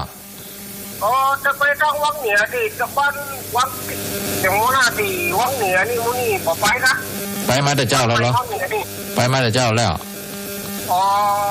ไปงานเนี่ยก็วังโมนไปก่อนครับวังโมนกับพานวังโมนเนี่ยบันไดแวะพานวังแม่เอ้ยวังโมนนะแม่เอ้ยเปิดกระโทรมาบ่อยอยู่ถ้ามีปัญหาเราผมก็โทรหาอาจารย์จะรอนะครับได้มีปัญหาสักอย่างกำลังใจท่านอาจารย์ด้วยเด้อเพราะว่า94นี่เขาพังนักครับแต่อาจารย์นี่นะเขาพังนักขนาดนะครับบอกว่าโทรหรอกครับแหละบอกว่าโทรจ้าน้อยบ บอกเบอร์โทรสัก3 รอบก็ได้ครับนั่นพอสมควรเนาะ แนะนำจะดีคือกำลังใจเด้อค่ะได้แค่น้องแค่นี้คนเด้อก็เจริญพรวันนี้เราเหตุการณ์ที่เกี่ยวข้องกับชีวิตพระอาจารย์เนาะอาตมาภาพนะกับแฝงด้วยความดีงามที่เป็นกำลังเป็นยาใจยาชูกำลังเนาะบอกว่ากัลยาณมิตรในส่วนของญาติโยมอาตมานึกถึงว่าได้นึกเสมอว่าถ้าจะมีเหตุการณ์ในอย่างที่ขับขันนะก็เหมือนหลวงพ่อเนี่ยได้จัดสรรเทวดาในหลังมนุษย์เนี่ยได้มาช่วยเกื้อกูลหนุนนำมาเหมือนกับหลวงพ่อสีอองผลมาบุกเบิกในวัดในวาในบัดได้ทอดทิ้งเนาะคนนะเหมือนกับเป็นเทพสถิตอยู่ที่นี่แล้วก็คอยให้กำลังใจคอยพูดยังไงคอยให้กำลังใจคอยให้สนับสนุนนะสนับสนุนในเรื่องสิ่งเหล่านี้เนาะมันจะเลยรู้สึกว่าอบอุ่นนะอบอุ่นมาได้กังวลในเรื่องโชคชะตาเนี่ยนะศรัทธาญาติโยมทั้งหลายนี่ก็มีความเชื่อมั่นในเรื่องพวกนี้เนาะเพราะว่าอยู่มาได้เหมือนกับเทวดาเป็นจัดสรรมาทีละอย่าง2 อย่างหรือแม้กระทั่งคนมาบวชศรัทธาญาติโยมคนจะมาบวชอาตมาฮับเป็นเจ้าภาพฮับอย่างมดนะศรัทธาญาติโยมก็ปรากฏว่าอาตมาก็นัดมาเนาะว่านัดมาซ่อมเด้อวันพุธก็จะบวชมาซ่อมประมาณ2 โมงนี่นะปรากฏว่า2 โมงก็ตึงมา3 โมงก็ตึงมาอาตมาก็เลยไปรดน้ำต้นไม้5 โมงปัดเซ็งมาเลยปรากฏว่าไปเมามาศรัทธาญาติโยมนะในหัวเลยว่าถ้ามันจะอีก็เหมือนกับว่าเมาละไอ้น่ะเมาละมันเหมือนกับมันที่หลังว่าเป็นคนขี้เมามีประวัติมาบดีเนี่ยก็บางอย่างก็มันเหมือนกับเทวดานะเจ้าตีเจ้าตางนะบางทีก็ดลจิตดลใจเขามันแสดงตัวออกมาบดีก็คือเขาได้ตัดสินใจป้องกันไว้ก่อเกิดเรื่องนะถ้าเขามาบวชเนี่ยคงจะมีข่าวออกหนังสือพิมพ์มาดูเจ้าขี้เราไม่อยู่ที่วัดปันพุทธเนี่ยศรัทธาญาติโยมทั้งหลายก็มันเหมือนครับมีเทวาอารักษ์ที่คอยดูแลคอยอย่างนะได้หลายเรื่องหลายราวนะก็อันนี้ก็อยากจะเล่าบางมุมเนาะเกี่ยวกับชะตาชีวิตตัวเก่าที่ได้ภูมิอกภูมิใจในกัลยาณมิตรดีอกดีใจในเรื่องของบุญจัดสรรตลอดถึงศรัทธาญาติโยมกาตลอดถึงกัลยาณมิตรกานะนี่ก็จัดสรรให้เขาหรือแม้กระทั่งสุขภาพนะศรัทธาญาติโยมตลอดถึงสุขภาพกายังกานะหลอดตายวุฒิหลายครั้งนะศรัทธาญาติโยมเนี่ยทำงานบางทีตัดกิ่งไม้ก็ยังก้านี่นะมันทำนี่ก็หมายสตาขาดนะมันก็โดนต้นไม้เป็นท่อนทับหัวทับยังเละไปละนะเหตุการณ์หลายๆครั้งที่มันมันนึกแล้วก็ยังเสียวอยู่ถึงวันนี้นะบางทีลูกศิษย์ก็บัดนึกว่าเขาหู้แล้วก็บางทีก็เขาตัดกิ่งไม้นะบางทีเขาก็ปรารถนาดีเป็นจังหวะที่เอาไปเก็บกิ่งไม้ทั้งลุ่มดึงเจียกทั้งลุ่มนะมีอันข้างหนึ่งนะป่าก็ว่าถ้าก็ลูกศิษย์หันแล้วป่าก็ว่ากิ่งไม้ใหญ่เนาะราญาติโยมเขาก็ทีบทีเดียวนะตีนทีบลงมานะป่าก็ว่ามันดิ่งลงมา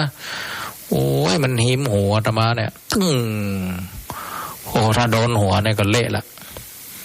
เนี่ยมันก็หลายครั้งที่เหมือนกับว่า เพราะว่าทุกครั้งเลยครับอย่าไปยาการยางานที่เสี่ยงนะมักก็จะครับเนี่ยในศาลาเนี่ยแหละวันนี้อันพาลูกพาหลานนี่ไปยาการก็ขอได้ไปปกปักรักษาพระลูกพาหลานได้ทำหน้าที่นะไว้จะได้นะศรัทธาญาติโยมอันนี้ถึงบอกแล้วธรรมะไว้ไรตีเนาะบางทีก็เอาธรรมะที่มันเกิดขึ้นกับตนกับตัวนะที่ได้รับโอกาสได้รับคุณงามความดีเนี่ยบางทีเราก็ลืมไปนะลืมบางทีก็เห็นความสำคัญว่าเงินทองเนี่ยเป็นทุกสิ่งทุกอย่างนะบางทีเราก็เลยดิ้นล้นล่อนล้นนะแต่หารู้ไหมว่าบางทีมิตรภาพดีๆเพื่อนดีๆครูบาอาจารย์ดีๆเนี่ยนะบางทีเราได้รับสิ่งดีๆอุ่นอกอุ่นใจอิ่มอกอิ่มใจไปที่ไหนวันนั้นเหรอที่ไปวังเหนืองานพระราชพิธีปรากฏว่ารถตุบนะรถบดีรถเล่งกับบ่ขึ้นนะศรัทธาญาติโยมดีนะมันป้นลิงที่อันเลยลิงที่ปูนซีเมนต์น่ะมันไม่ลิงละก็ก่อยประคับประคองมาไม่มีแรงก็เลยพอไปถึงบ้านสาบ้านสาป๊อบกันไปหาตัวลุงพันอย่างว่านะกะลุงไปไหนก่อนนี่คำเดียวก็จะไปอำเภอไหนกะ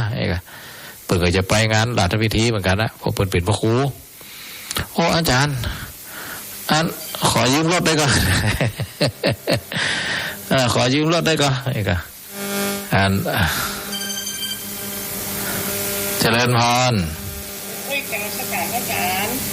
เขาแสงน้อยม่วนดิฮะผมบอกบริติวนี่ม่วนดีเจริญพรเจริญพรลูกค้าเจริญพรอันนี้ก็เล่าเรื่องแล้วให้มาได้เรื่องอะมาเกี่ยวกับตุลุงพันนี่นะสตอรี่นักเนี่ยปรากฏว่ารถกันเนี่ยอันก็บอกหัวสาเหตุเนาะจู่ๆมันมีแห้งเล่งก็บอกขึ้นเนี่ยก็ไอ้ไตยังเตาขึ้นไหมพอหูที่หลังว่าเป็นหัวเทียนนะเป็นหัวเทียนบอดดับเนี่ยปรากฏว่ายืมมันเนี่ยก็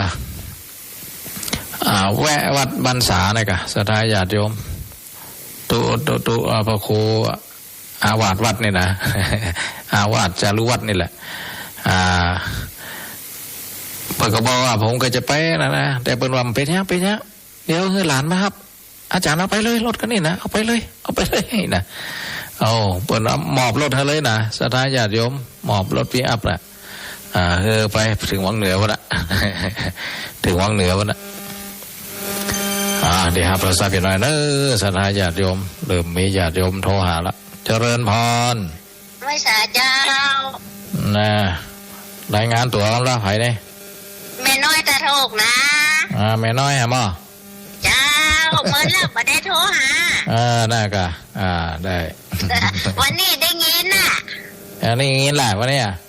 เจ้าชัดเนาะแม่ก็ฟังอยู่ดีละเจริญพรนะแม่น้อยเจ้าแม่เป็นกำลังใจเนอะเจริญพรเนอะเจ้านั่นแม่น้อยแม่น้อยสมจือตัวน้อยเดียวนะแม่น้อยเราทั้งหลายนะตะกี้อันนี้เรื่องเล่าของกัลยาณมิตรนะเนี่ยติวานหลวงปู่วัดบรรษาเนี่ยถึงสามัคคี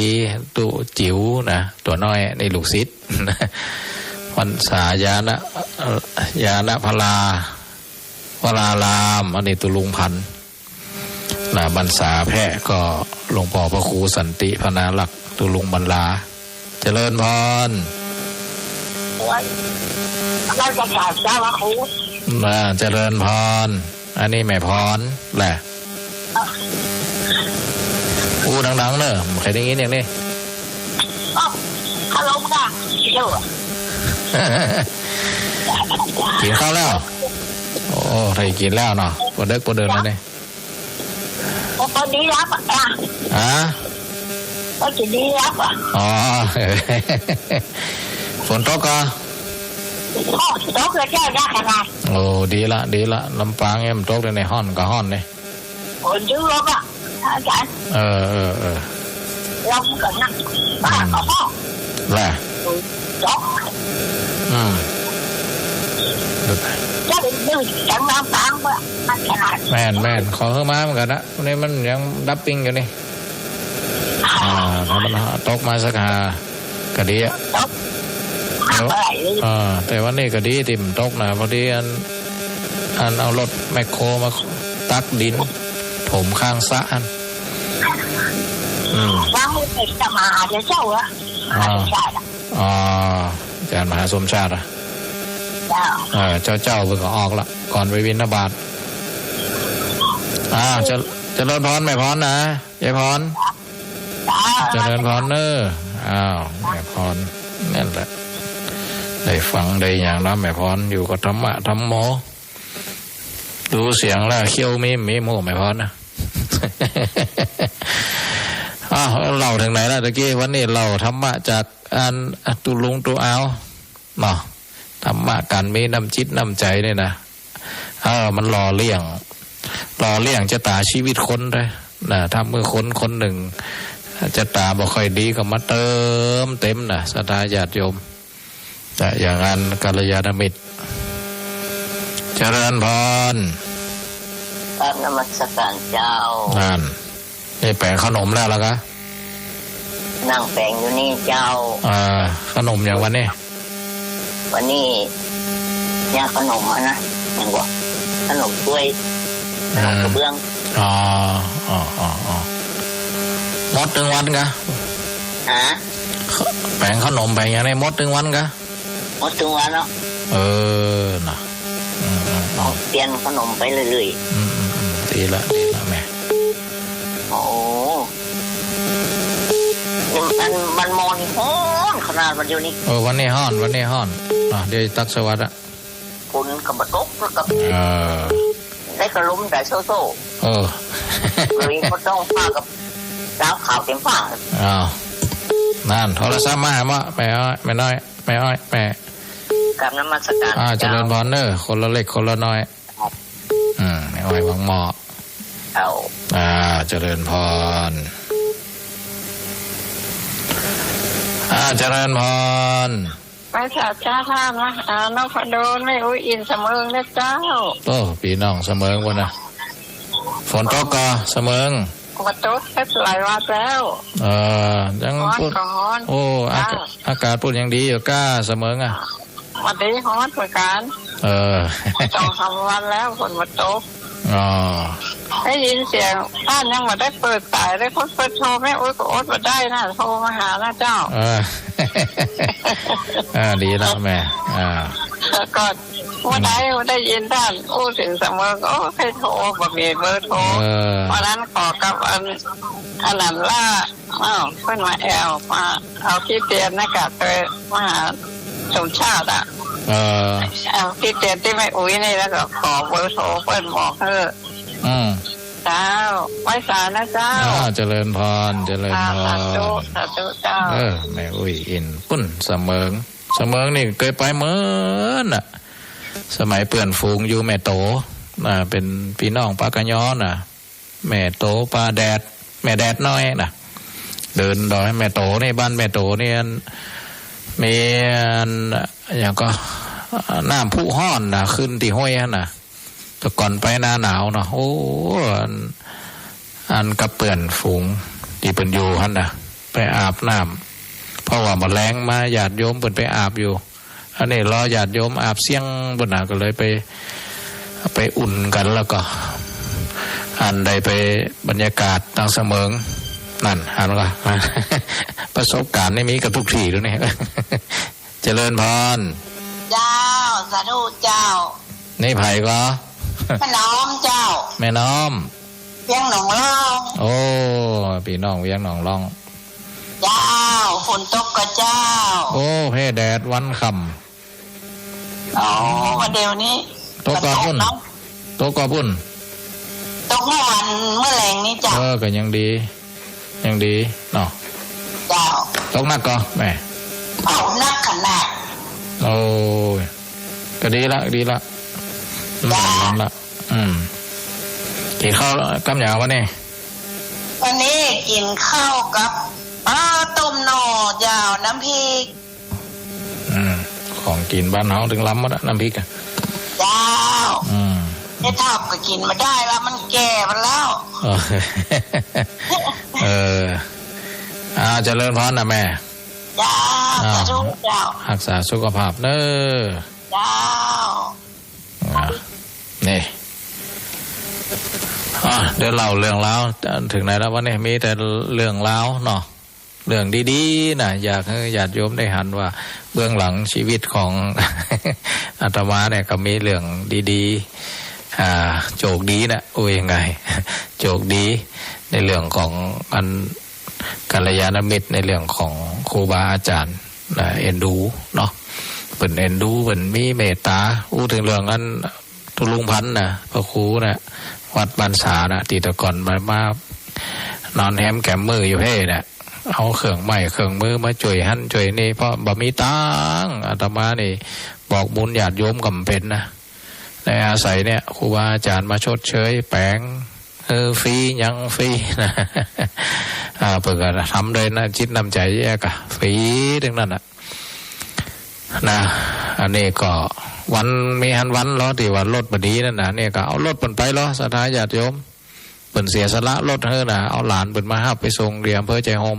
แต่เสียสละรถ4 ประตูอาตมาเอาไปวังเหนือเปิ่นนะแล้วปรากฏว่าคนขับรถของอาตมาก็บอกว่าอาการที่ไปถามช่างไปถามมันย้อนมันเป็นนั้นหัวเตียนก็ไปซื้อหัวเตียน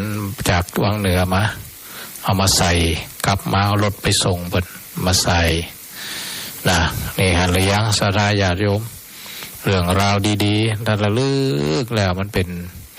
เรื่องที่เขาเรียกว่าอนุสติเนาะอนุสติการระลึกนึกถึงหรือแม้กระทั่งเวทีเนาะกตะเวทีเรียกว่ากตะเวทีรู้คุณที่คนอื่นทำแล้วเขาก็ต้องหู้จะเนี่ยแล้วก็กตัญญูหูคุณกตเวทีก็ตอบแทนคุณ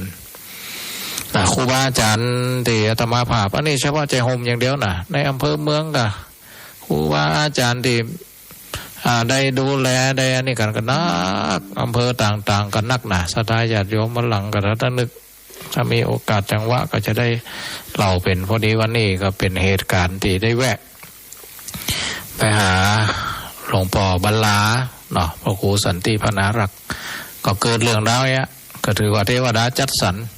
พอวันดีคืนดีเพิ่งก็ไม่ได้โทรไปหานะวันนี้จูก็ส่งลูกไปตู้จิ๋วที่ลูกศิษย์นี่แหละที่อันวัดบรรษามาคีไกลๆกาดบรรษานะตัวน้อยเรียกว่าตู้จิ๋วนะอย่างเน้นเนี่ยเพิ่งก็ส่งลูกนะว่าพระครูสันติพนารักษ์เป็น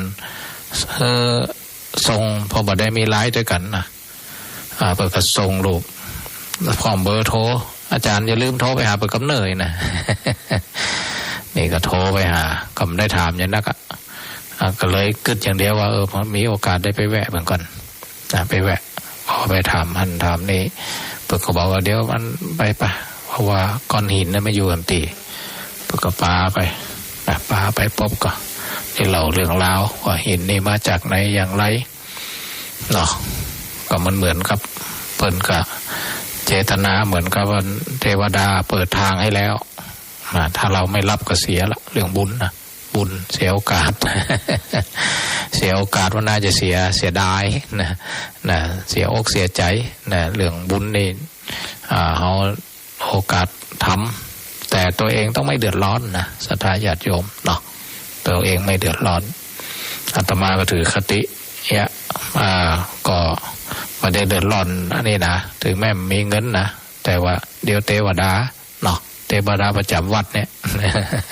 เดี๋ยวไปบอกหลวงพ่อกันว่าหลวงพ่อจะช่วยพระลูกพระหลานหรือว่า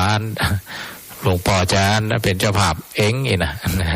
จะเนี่ยเสไปกราบไปไหว้เอาดอกไม้ถูกเทียนไปกราบไปไหว้เพิ่นนะก็บอกว่าเปิดว่าถ้าหลวงพ่อได้ อาจจะเป็นเจ้าภาพเองปกติเดียวจึงจัดสรรโยมมานะศรัทธาญาติโยมนะจัดสรรโยมมานะถ้าช่วย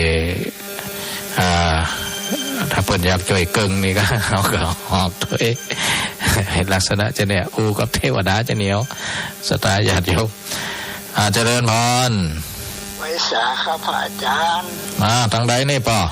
นี่ปนานประสิทธิ์วันนาแดงกับมันจะสร้างวันไว้เจ้านานครับนี่โอ้ปนานประเสริฐที่จำแล้วฟังอยู่ครับวีโอ102.50วันถุงมงคลนะน้อยครับนี่พระอาจารย์โอ้ได้ฟังชัดอยู่เนาะป่อเนาะยังเสร็จเย็นครับน้าน้อยพุ่นเนาะครับป่อประเสริฐล่ะครับกำลังใจพระอาจารย์ครับนี่ขอพระอาจารย์อยู่ดีเป็นชุกยาวๆโอ้จะหลานบอกต่อไปครับนี่ขอบคุณป่อเนอขอบคุณป่อโอ้รักษาสุขภาพนะป่อเนอเป็นห่วงอยู่ตลอดครับนี่เจริญพรถูกครับนี่ความปรารถนาดีมิตรไมตรีความรู้สึกดีส่งคำจังหวัดนะศรัทธาญาติโยมนะอย่างว่านะถ้าเขาใจให้ถูกนะมันก็จะเป็นธรรมะถ้าใจบ่ถูกมันก็บางคนเป็นไผมุ่มหูจักนะ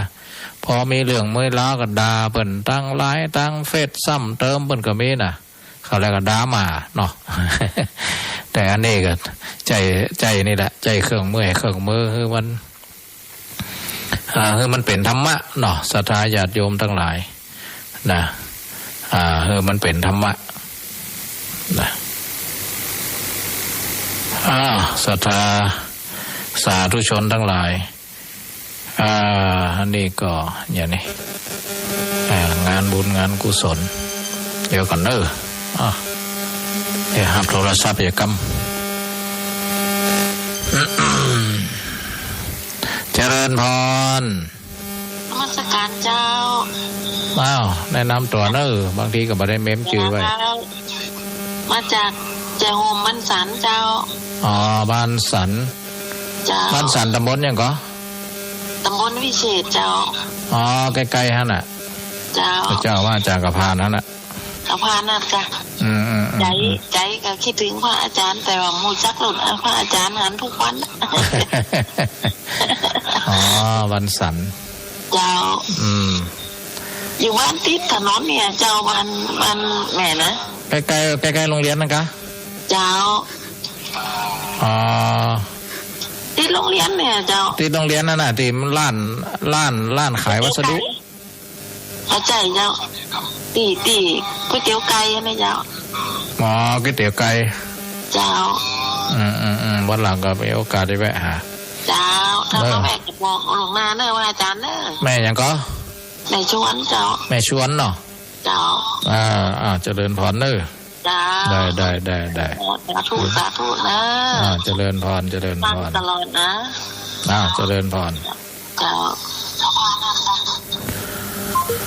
แม่ชวนแจหมตะกี้ป่อประเสริฐกับปูนนาน้อยเมืองนานวันนี้เนี่ยก็ดีอกดีใจเนาะที่ธรรมะจากมุมหนึ่งของโลกเนาะมุมหนึ่งของประเทศก็สามารถส่งเนี่ยเขาเรียกว่าเป็นคุณของเทคโนโลยีแต่ถ้าเข้าใจเทคโนโลยี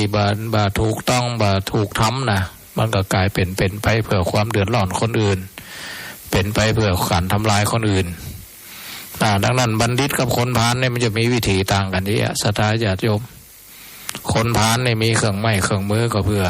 ทำลายสร้างความเดือดร้อนให้กับคนอื่นมาบัณฑิตเนี่ยอาจจะมีเครื่องไม้เครื่องมือเหมือนคนพาลนั่นแหละแต่บัณฑิตเนี่ยใช้เครื่องไม้เครื่องมือในการเกื้อกูลหนุนนำชีวิตคนอื่นสังคมเป็นไปเรียบร้อยนี่เหมือนเทคโนโลยีก็เหมือนกันถ้าเป็นวิธีคนพาลเนี่ยบางทีก็ไปเข้าแอปไปลักสตังค์ในธนาคารก็มีนะบางคนเนี่ยก็ถ้าเป็นบัณฑิตก็ใช้เทคโนโลยีในการบอกกล่าวละอ่อนคนนั่นเงี้ยเก่งนะบ่มีอันเป็นลูกกำพร้าเดือดร้อนบ่มีทุนการศึกษาส่งสารไป นะเหมือนแต่ก่อนแล้วก็ยังก็ที่โรงพยาบาลอุ้มผางยังวัดตากเนาะสื่อทั้งหลายก็บอกว่าเนี่ยติดนี่เป็น60-70 ล้านนี่สื่อออกไปปุ๊บปรากฏว่าญาติโยมทั้งหลายหู้ทั่วโลกโอนเงินเข้าไปช่วยเหลือบางกี่วันก็ปลดหนี้ได้นี่ใจสื่อในเชิงคุณธรรมจริยธรรมก็เป็นประโยชน์แก่ญาติโยมแก่สังคมแก่ประเทศชาติของเราทั้งหลายก็เยอะเนาะเอาเป็นศิษย์มีครูคือพระบรมครูของพระศาสดาเอามีอย่างก็ต้องสร้างสรรค์สร้างความดีบ่ใจสื่อเทคโนโลยีไปทางตีบดีไปทางทำลายยังไงว่ามันตัดตอนตัวเก่าวางยาตัวเก่านะตัดตอนก็คือหมายความว่าตัดตอนอนาคตตีภพภูมิควรจะไปตีดีก็มาตัดเหมือนครับเป็นว่ากายบันได10 คันมันถึงหลังคาเฮากายกำลังไต่ไปถ้าคนผ่านเนี่ยตัดบันไดทีละคัน2 คันเอาไปเอามาก็ห่างจากบ่ได้ขึ้นหลังคาไม่ได้ซ่อมหลังคาซะครับลุดไปเหมือนกันวิธีชีวิตที่เปิดโอกาสให้อยู่ในโลกมนุษย์เนี่ยสร้างคุณงามความดีกลายเป็นว่าตัดตอนตัวเก่าดิ่งลงภพภูมิที่ต่ำติ๊กๆก็มีเนี่ยดังนั้นเราทั้งหลายมีสื่อก็มีสมบัติทรัพย์สินเงินทองที่มันเหลือกินเหลือใจพอกินพอใจเฮาก็และอย่างที่พระพุทธเจ้าตรัสคนฉลาดในการใจทรัพย์สินใจในเรื่องของใจนี้เก่าก็คือบำรุงบิดามารดาให้กู้ยืมบำรุงบุตรธิดาเปิดทางสวรรค์ก็คือบำรุงศาสนาบำรุงผู้ปฏิบัติธรรมสมณะชีพราหมณ์แล้วก็ราชพีบำรุงประเทศชาติบ้านเมืองด้วยการเสียภาษีเนี่ยก็เป็นลักษณะของการใจทรัพย์เป็นประโยชน์ถ้าส่วนตัวก็เป็นเรื่องของอาหารการกินเสื้อผ้าเครื่องนุ่งห่มเอากระเจียดไปบ่ได้บกพร่องในส่วนที่จะต้องดูแลตัวเก่าบ่ได้บกพร่องในส่วนที่ดูแลศาสนาบ่ได้บกพร่องในฐานะเป็นพลเมืองหรือแม้กระทั่งไม่ได้บกพร่องในการที่จะถากถางทางเชื่อมต่อระหว่างภพนี้ไปสู่ภพหน้าเฮาบ่ประมาทเพราะว่านักปราชญ์มาพระศาสดาก็ได้สอนเฮาเป็นแนวทางละดังนั้นก็ง่ายว่าเบิกทางสวรรค์ด้วยนะเรียกว่าประโยชน์ทิฏฐธรรมิกถประโยชน์นะก็คือประโยชน์ในโลกนี้เรียกว่าประโยชน์ในโลกนี้ก็คือประโยชน์ที่เห็นก็มีขยันถ้าจะได้รับประโยชน์ในชาตินี้ก็ขยันหารักษาดีมีกัลยาณมิตรเลี้ยงชีวิตให้เหมาะสมนี่เราประสบความสำเร็จในโลกนี้แน่นอนบ่ต้องไปรอชาติหน้าถ้าขยันหารักษาความดีรักษาสิ่งที่เราหามาได้มีกัลยาณมิตรเนี่ยนะเข้าข้อนี้เลยที่อาตมาได้เล่าเรื่องราวเนี่ยมีกัลยาณมิตรเลี้ยงชีวิตเหมาะสมนี่เป็นหัวใจเศรษฐีเนี่ยเขาเรียกว่าทิฏฐธรรมิกถประโยชน์ในโลกนี้สัมปรายิกถประโยชน์ในโลกหน้าเนี่ยคำว่าโลกหน้าเนี่ยอาจจะโอกาสหน้าด้วยก็ได้นะคำว่าโลกนี่มันแปลได้หลายอย่างโลกะนี่นะแปลว่าโอกาสก็ได้โอกาสหน้าก็หมายว่าอาจจะ5 ปี10 ปีไปข้างหน้าหรือว่าชาติหน้าก็ได้นี่ประโยชน์ศีลสัมปทาศรัทธาสัมปทาจาคะสัมปทา ถึงพร้อมด้วยศีลถึงพร้อมด้วยการเสียสละถึงพร้อมด้วยศรัทธานะเจริญพรนมัสการพระอาจารย์แม่ยังก็แม่ก้อมแม่ก้อมอำเภอเงาเนาะเจ้าวันแหงเหนือฝนตกก็บ่ตกทันฮ้อนแม่ละวัน2วันนี่ฮ้อนแต่ตั้งเงากะลำปางนี่บอกเคยตกวันนี้เนาะแม่กะลำปางตกกระเจ้ามันตกฮ้อนน่าจะวัน2วันวันน่ะวันนี้มีงานหลายอย่างงานขาวดำนะเดี๋ยวผมจะพาแม่ละงานอันนี้ตัวเนาะงานบุญเลยหลายงานมีหลายอย่างเจ้าอาจารย์สบายดีเนาะเจ้าสบายดีย่ำได้ไปทั้งปุ่นเดี๋ยวเน้อไปจะไปเจริญพรเน้อเจริญพรเจริญพรเจริญพรกับอาสาท่านพระอาจารย์เจ้าอันนี้เสียงใครคุ้นแม่ศรีคุณเหรอบ้านหนองลองเจ้าแม่ศรีคุณเจ้าสบายดีวันนี้ธรรมะชุกใจดีเจ้าธรรมะแบบเบาๆวันนี้นะเจ้าเจริญพรเนอะสายเข้าแหมกำลังใจให้เนอะเจริญพรแม่ศรีคุณเป็นกำลังใจให้ท่านเจ้าหนองลองเนาะฟังอยู่เนอะเจริญพรเจ้าสาธุสาธุเจ้าเจริญพรเจริญพรเจริญพรเจ้าไม่สาเจ้าท่านอาจารย์เจ้าอันนี้ที่ไหนก็แม่มาลัยปักไข่ไตนะเจ้าแม่มาลัยปักไข่ไตเจ้ามาบ้านแท้ไตมันปักไข่ไตเจ้าปักไข่ไตห้างชัดนี่เจ้าห้างชัดเจ้าตำบลหนองลมเนี่ยเจ้าปักไข่ไตเคยผ่านเคยไปเตะท่านอยู่แล้วเจ้าแหละปักไข่ไตไม่ละเหมือนไปเตะท่านนะญาติตั้งปอสมศักดิ์อย่างเนี้ยแต่ก่อนเป็นไม่ญาติแถวนั้นนะคะปอสมศักดิ์ที่บุญนะเจ้าแม่ก็นั่งฟังเป็นวันเจ้ากูโดนกูโอ้งนะท่านอาจารย์เจ้าดีนะมันสบายใจเนาะฟังธรรมะนี่นะเนาะอยู่ได้ไผ่แม่เดียวแม่อยู่คนเดียวเจ้าแม่ไม่รู้สักคนนะเจ้าก่อนนั้นมันก็ตายแล้วอย่างเงี้ยนะเจ้าแล้วก็บ้านใกล้ๆฮันหยัดใกล้ๆยังก็มีฮันเนาะมีเจ้าน้องก็มีอยู่แต่อยู่คนละบ้านเจ้าก็ดีอยู่ใกล้ๆกันนะเจ้าเขาก็มายืมมาพอเหมือนกันนะเจ้าแม่ก็พยายามรักษาสุขภาพไว้เนาะท่านอาจารย์ก็รักษาสุขภาพไว้เนาะเจ้าเนาะเจริญพรเน้อแม่เน้อเจ้าสาธุเจ้าสาธุเจ้าสาธุเจ้านี่แหละเฮามีบุญเยอะบุญก็คือเฮามีใจที่มีห้องธรรมะนะเฮาที่มีศรัทธาแล้วก็มีเวลามีโอกาสตัวเก่าได้น้อมธรรมะเหมือนกับเฮาได้มีต้นไม้สักต้นนะ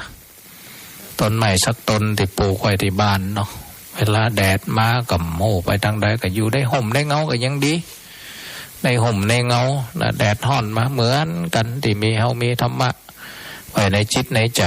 คำว่ามีธรรมะเนี่ยหลายอย่างกิจกรรมที่เลือกแต่เขาจะเจียด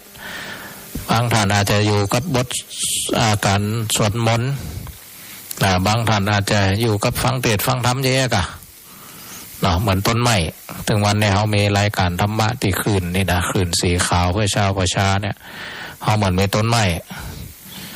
ได้ปึ่งได้พิ้งเยอะกะมาได้บะงอม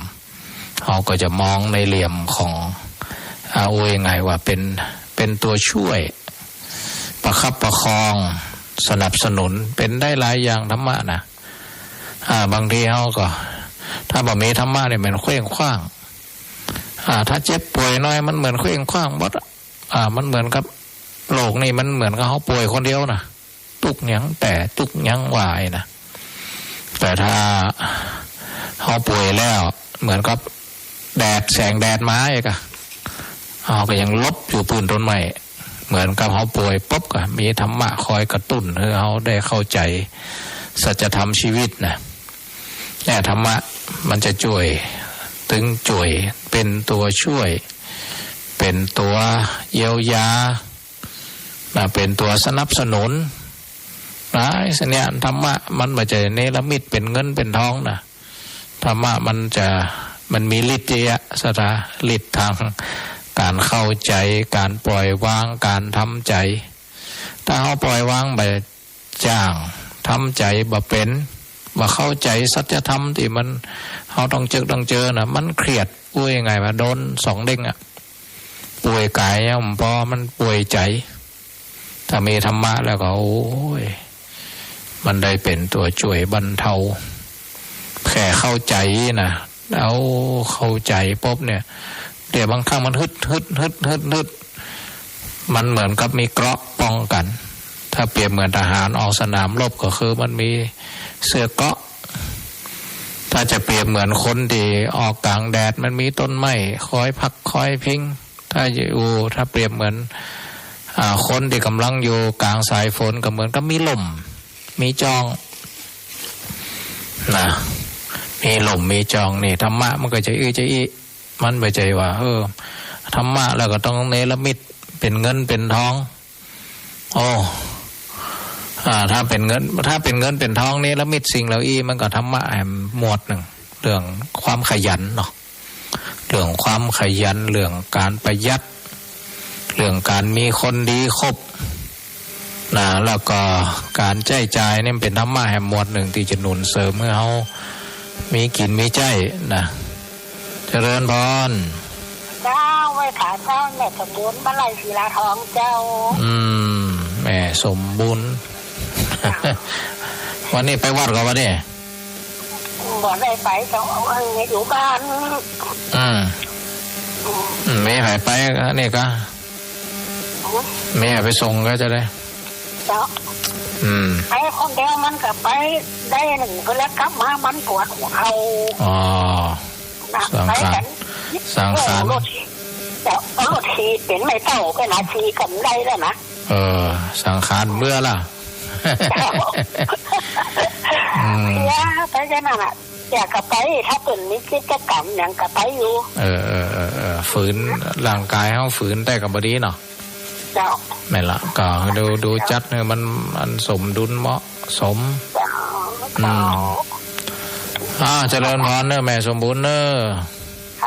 อาจารย์สบายดีเนาะสบายดีเดี๋ยวขึ้นเหนือหลองใต้แหละมันจะโอ้แม่นละไม่ต้องลองชินไปซะแล้วเดี๋ยวขึ้นเหนือหลองใต้ไปมาอีกแม่นไปตั้งหนึ่งต่อคนหลายบ้าน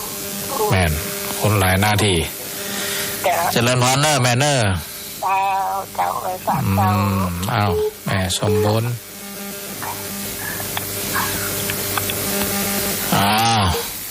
วันนี้อูยาวนะเล่าเรื่องเล่าอูยาวผมได้เปิดฟังกันเปิดเพลงธรรมะคันรายการโน้วันนี้อูยาวเนาะสถาญาติโยมอูเรื่องความหลังนี่มันถนัดดีนักเลยความหลังนี่นะแก่มาแล้วความหลังนี่จำแม่นเนี่ยแล้วก็เรื่องปัจจุบันนี่จำยากเนี่ยนะเพราะมันมีแต่หล่องรอยสมองเก่าเนาะสมองใหม่มันเพิ่มนี่มันก็เลยสมองแห่งความสมองแห่งความอดีตเนี่ยมันได้อยู่สมองใหม่เซลล์ใหม่มันบ่เกิดเนี่ยมันก็เลยจำมาได้อย่างหลงลืมนะมันเป็นญาติวันนี้ก็เล่าเรื่องราวดีๆที่มันพ่วงมาจริงๆหมู่เฮาทั้งหลายญาติโยมเนาะก็มีเรื่องพวกเนี้ยแต่บางทีเขาก็ลืมนึกไปไงมันเลยอันซ่อนอยู่ในหมู่ยามันซ่อนเหมือนทองคำเนี่ยมันซ่อนอยู่ถ้าเขาไปคูดมันมาหล่อนทองคำเจอแล้วเอกเรื่องอดีตดีๆแต่มันกึดเรื่องดีๆนะเนาะถ้าเรื่องบดีเขามันกึดมันเหมือนแผลที่มันเป็นนั่นเนี่ยก็แผลเป็นเรียบร้อยแล้วเขาไปเกาเดี๋ยวระวังเดี๋ยวมันอักเสบแบบนะ แผลมาก็อักเสบแล้วก็หายยากให้เหมาะเจ็บให้เหมาะอันไหนที่มันอันนี้อยู่แล้วเขาก็เลือกเอาเลือกกึดถ้ากึดเรื่องดีๆก็แล้วอนุสตินะที่เป็นธรรมะธรรมโมเกิดมันเกื้อกูลแก่จิตใจนะทำให้จิตใจได้ขัดเกลาจิตใจได้ลดละจิตใจได้ปล่อยวางจิตใจได้มีความเข้มแข็งแล้วก็นึกไปนะเรียกว่าโยนิโสมนสิการนึกไปอาการได้โยนิโสมนสิการเนี่ยพุทธเจ้าอุปมาเหมือนแสงเงินแสงทองของดวงอาทิตย์มันอาจจะบ่มาใจดวงอาทิตย์แต่อย่างน้อยมันก็เห็นรัศมีลำไรว่าอ๋อแสงเงินแสงทองมันก็ใกล้ดวงอาทิตย์นะตัวนี่ก็เหมือนกันตัวโยนิโสมนสิการนึกคิดพิจารณาเกี่ยวกับอนิจจังทุกขังอนัตตาเกี่ยวกับบาปบุญคุณโทษเกี่ยวกับชีวิตความเป็นความตายเกี่ยวกับความเชื่อมโยงระหว่างหันมันเชื่อมกับหันกับเหตุปัจจัยพวกเนี้ย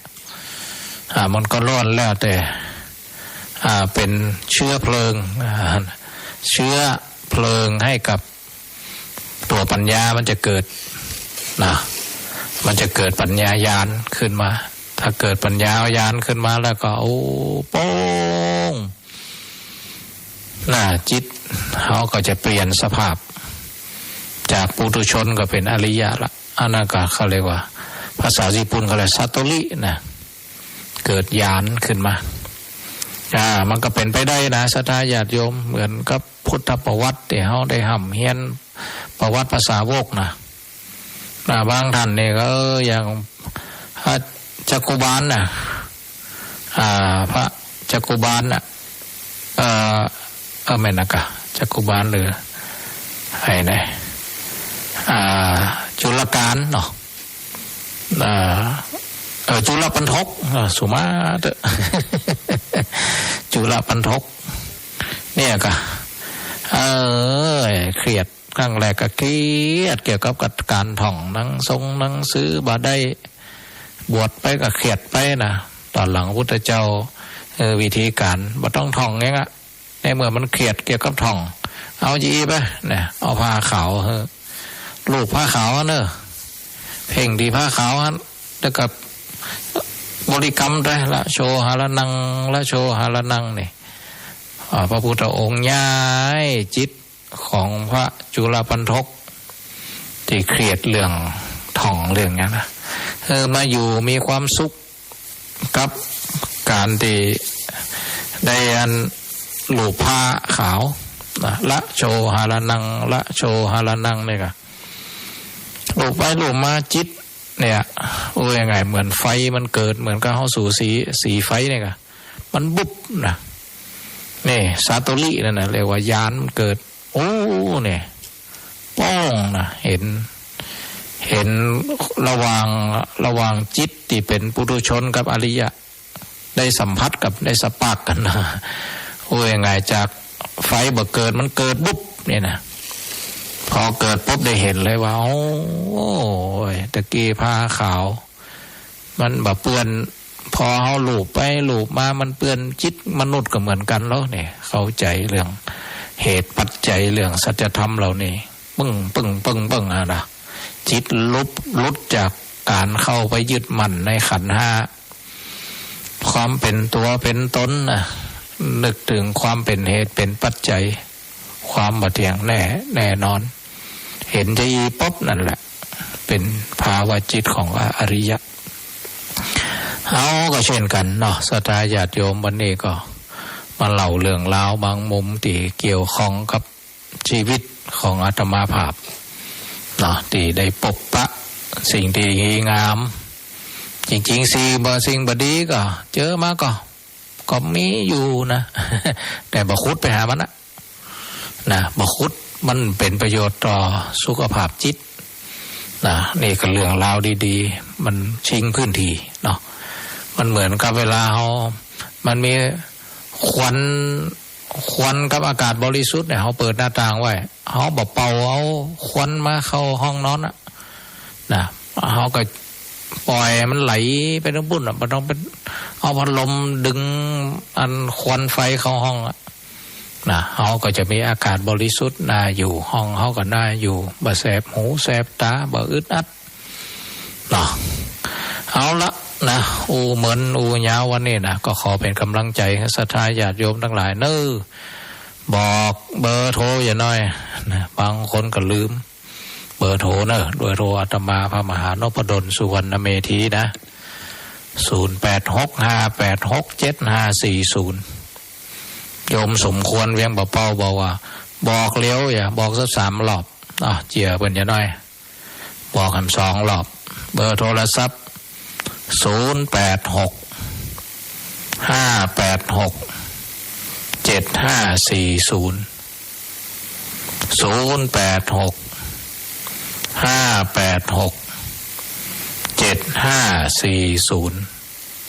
จำได้เนาะ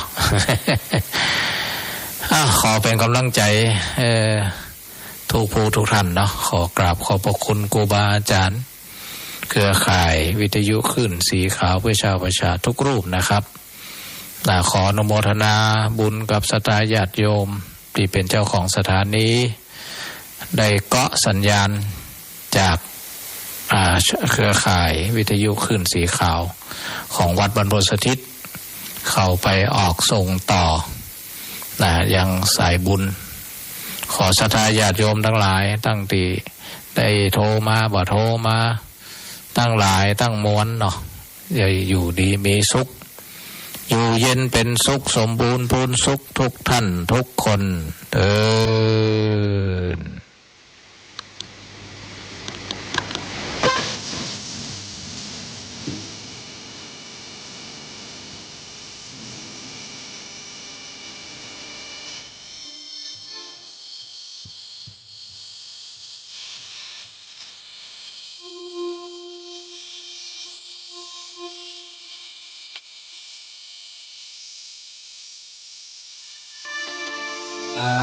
คิดถึงสาวนั่งเฝ้ารอทำสดับ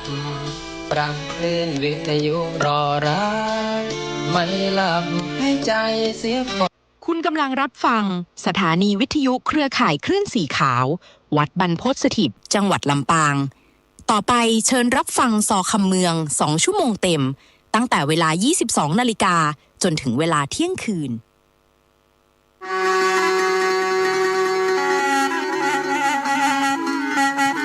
4 โมงเปิดจะเอาขวัญพนาหมอขวัญมาจากจังหวัดอย่างว่าสุโขทัยเอาตุ่มเสลียมด้วยโอ้วันนี้มันมีหมอมาทำขวัญเปิดยังเอาจากซอห้องขวัญฮะคนละอย่างกันคนละอย่างแหละจากซอกับห้องขวัญได้ไหมเนอะห้องได้หมดอ่ะห้องแบบขวัญควายวะเอากัน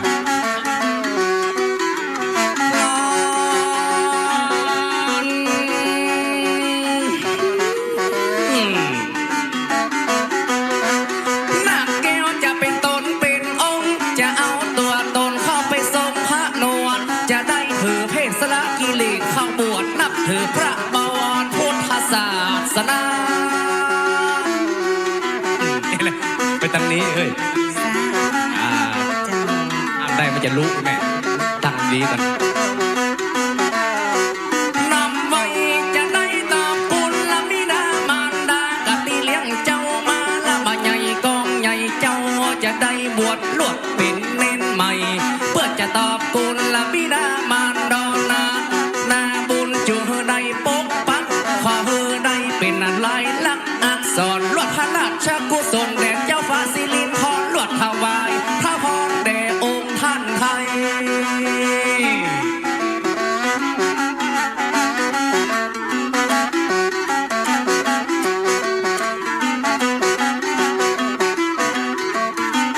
นาคจะตอบกุลบิดามารดาขอโมทนาร่วมสาธุ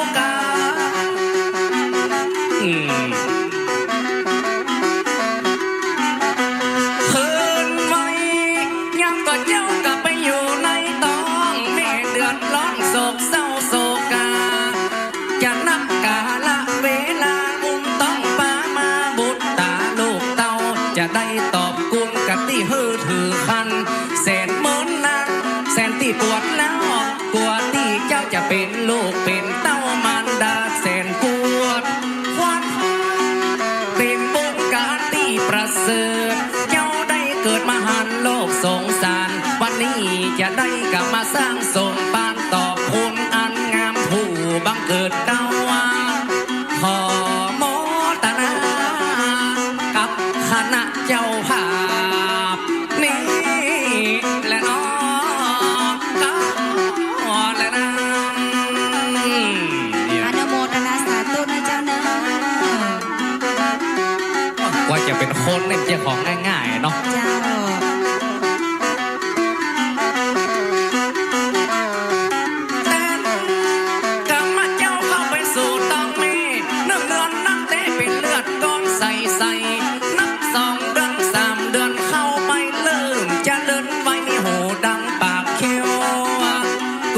จะเป็นค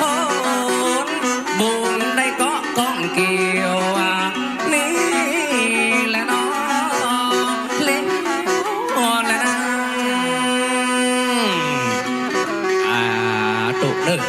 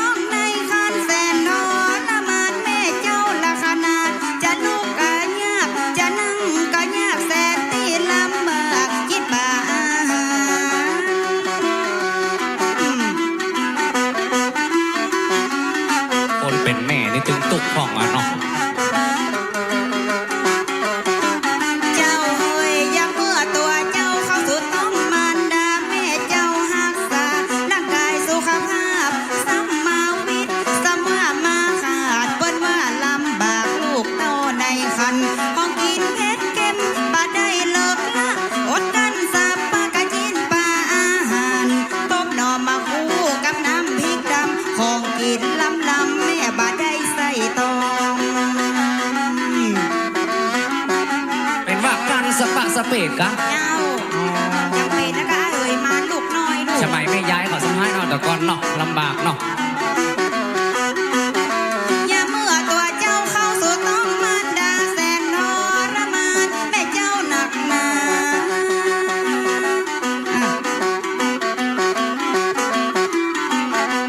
เนื้อเจ้าชีวิตแม่มาละเปียกเมืองควันจ้าจะเตี้ยวจะย่างต้องระวังรักษา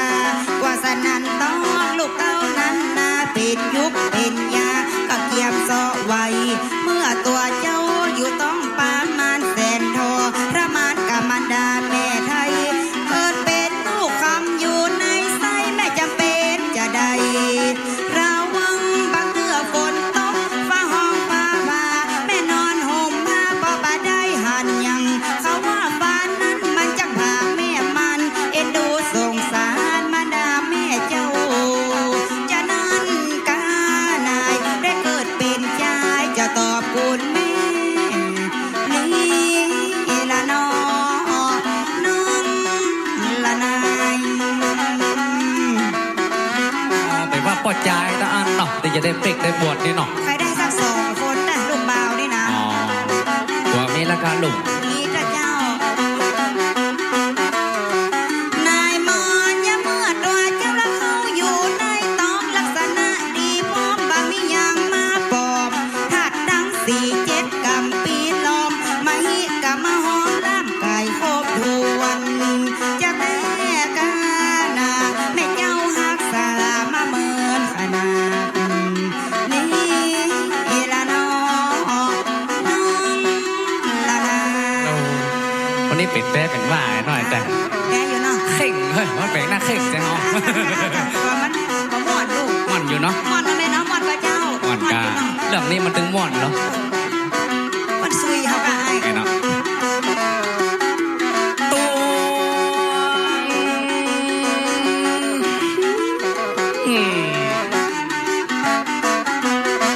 คนเฮาจะเป็นคนหอนที่ปัดเฮาวีได้มาตั้งเป็นท่ามีตีนมีมือใส่เดือหูปา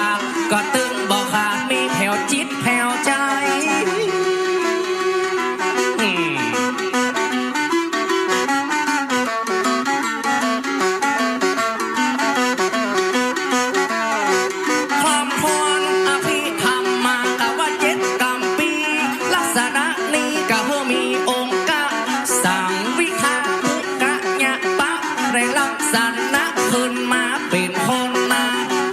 รวมกันตึงห้าตั้งสี่หักษาไว้นี่จนเป็นตัวเป็นตนงามตัวเจ้าเกิดมาเป็นคนเป็นพระกุศลนาบุญชาติแล้วปัจจัยมีหน้าบุญหลายแต่น้อยเนาะเจ้า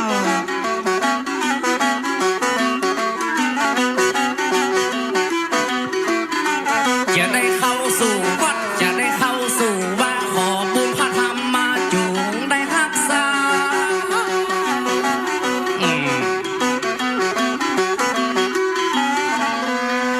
โลกแก้วบวชแล้วได้ตั้งใจบำเพ็ญ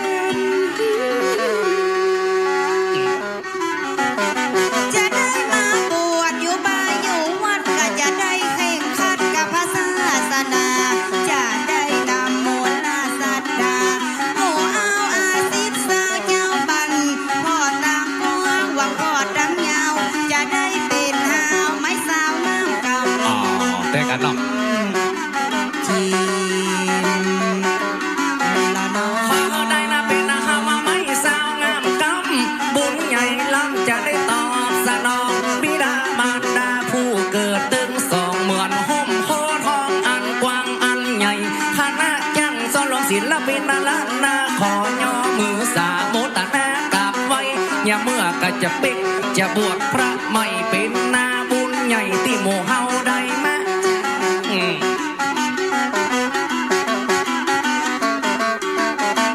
ขอขอบกับพระพุทธเจ้าอาวาสตนมีอำนาจกันในศาสนาตนตีเข่งขัดอยู่ในวัดในวาจะเอาบุตรตาลูกเต้าละมาเบ็กมาบวชกะเฮลวดถือศีลชำละมนทินตึงบ่ได้ปวดร้าวจีมแลน้อง จะได้ถือศีลบ่มีปวดหน้า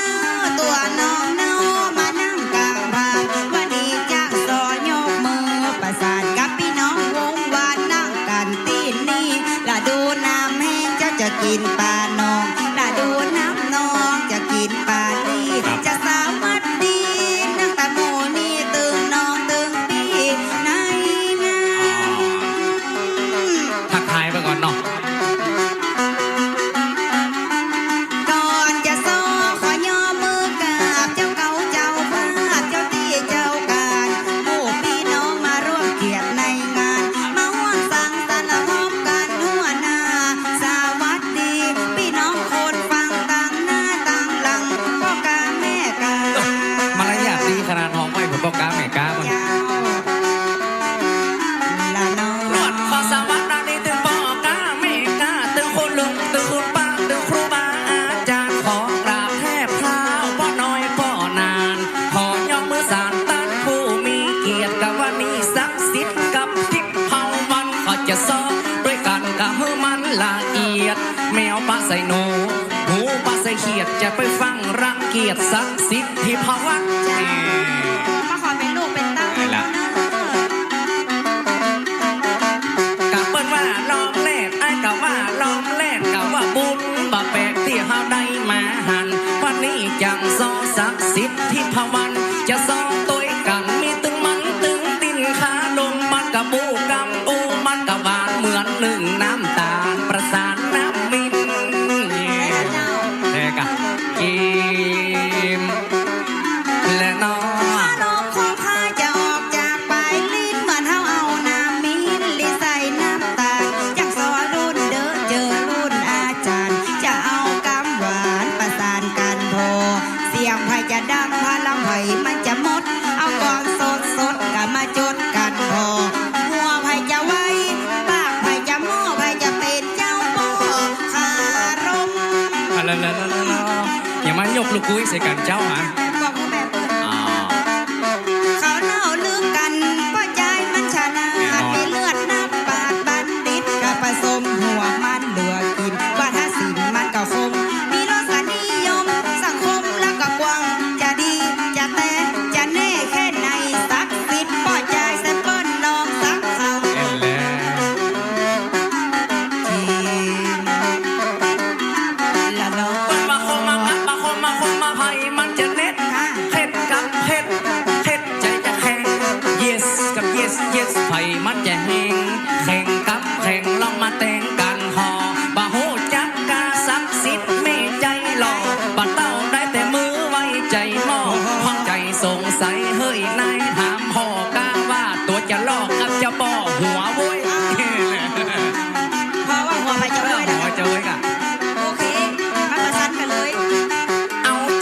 พี่น้องบ้านนี้ซอกันเต็มที่ตึงมาหิวบาโหยว่ากันไปหัวไผ่มันจะโวยซอกันตัวเงี้ยเงี้ยเงือกันบอกเพชรนับเม็ดใส่กันกำซอตัวลำอาจจะหวามแล้วจีมกันแล้วน้องอันนี้กับบ้านห้องไว้มาไม่แดกซอนี้เจ็บก็เปิ้นเสียใจอันก็บ้านเฮาสัทธามาลายเป็นแรงใจซักซิดเป็นโมซักซิดเฮยซักซิดยาบ้าห้าหน้ามาสู้ห้ามมาหูกับปืนกำซอสู้ออกมาสู้เฮามาหูว่าสมโอมแก้ม ขอบคุณครับ อันนี้แม่อยากเจ้า ให้เลี้ยงอรวรรณครับผมขอบคุณครับ เป็นว่าแหกมากะเอามาแล้วสอนนี้แจวเอามาปานน้ำใจหันก็กระสิทธิ์บ่ใจ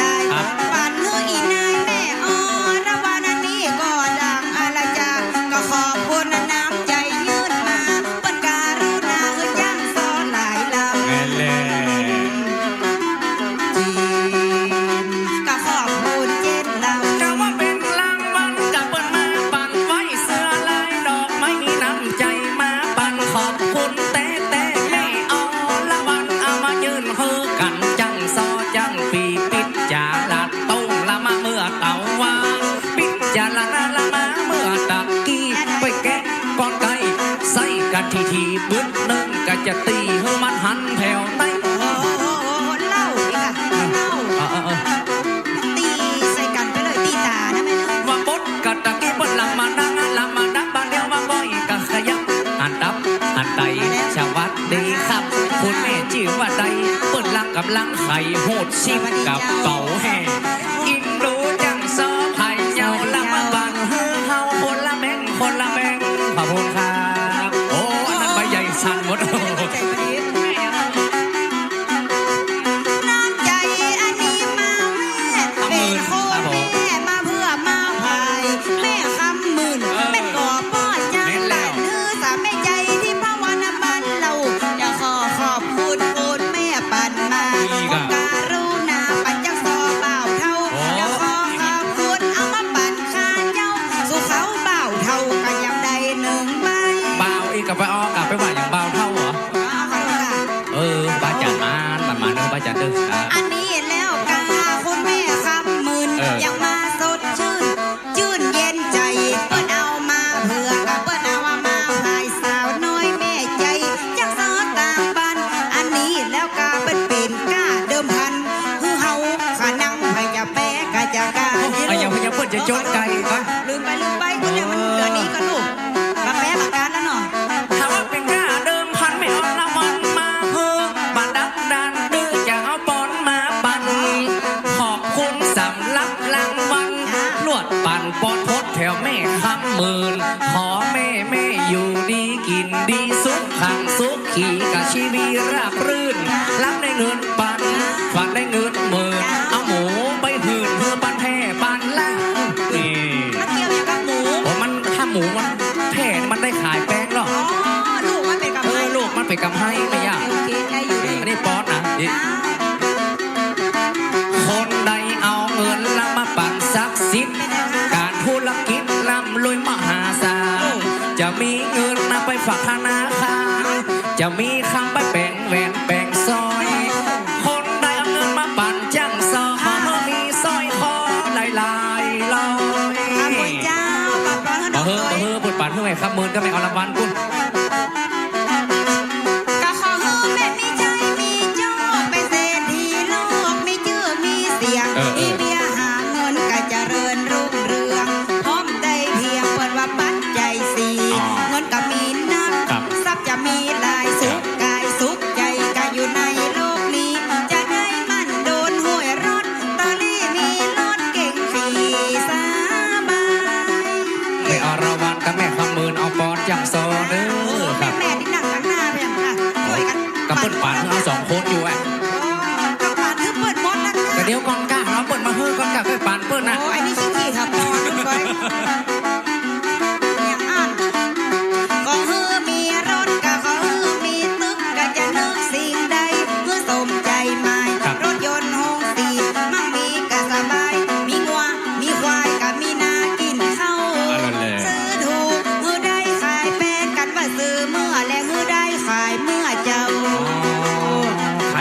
ด้วยเนาะขีด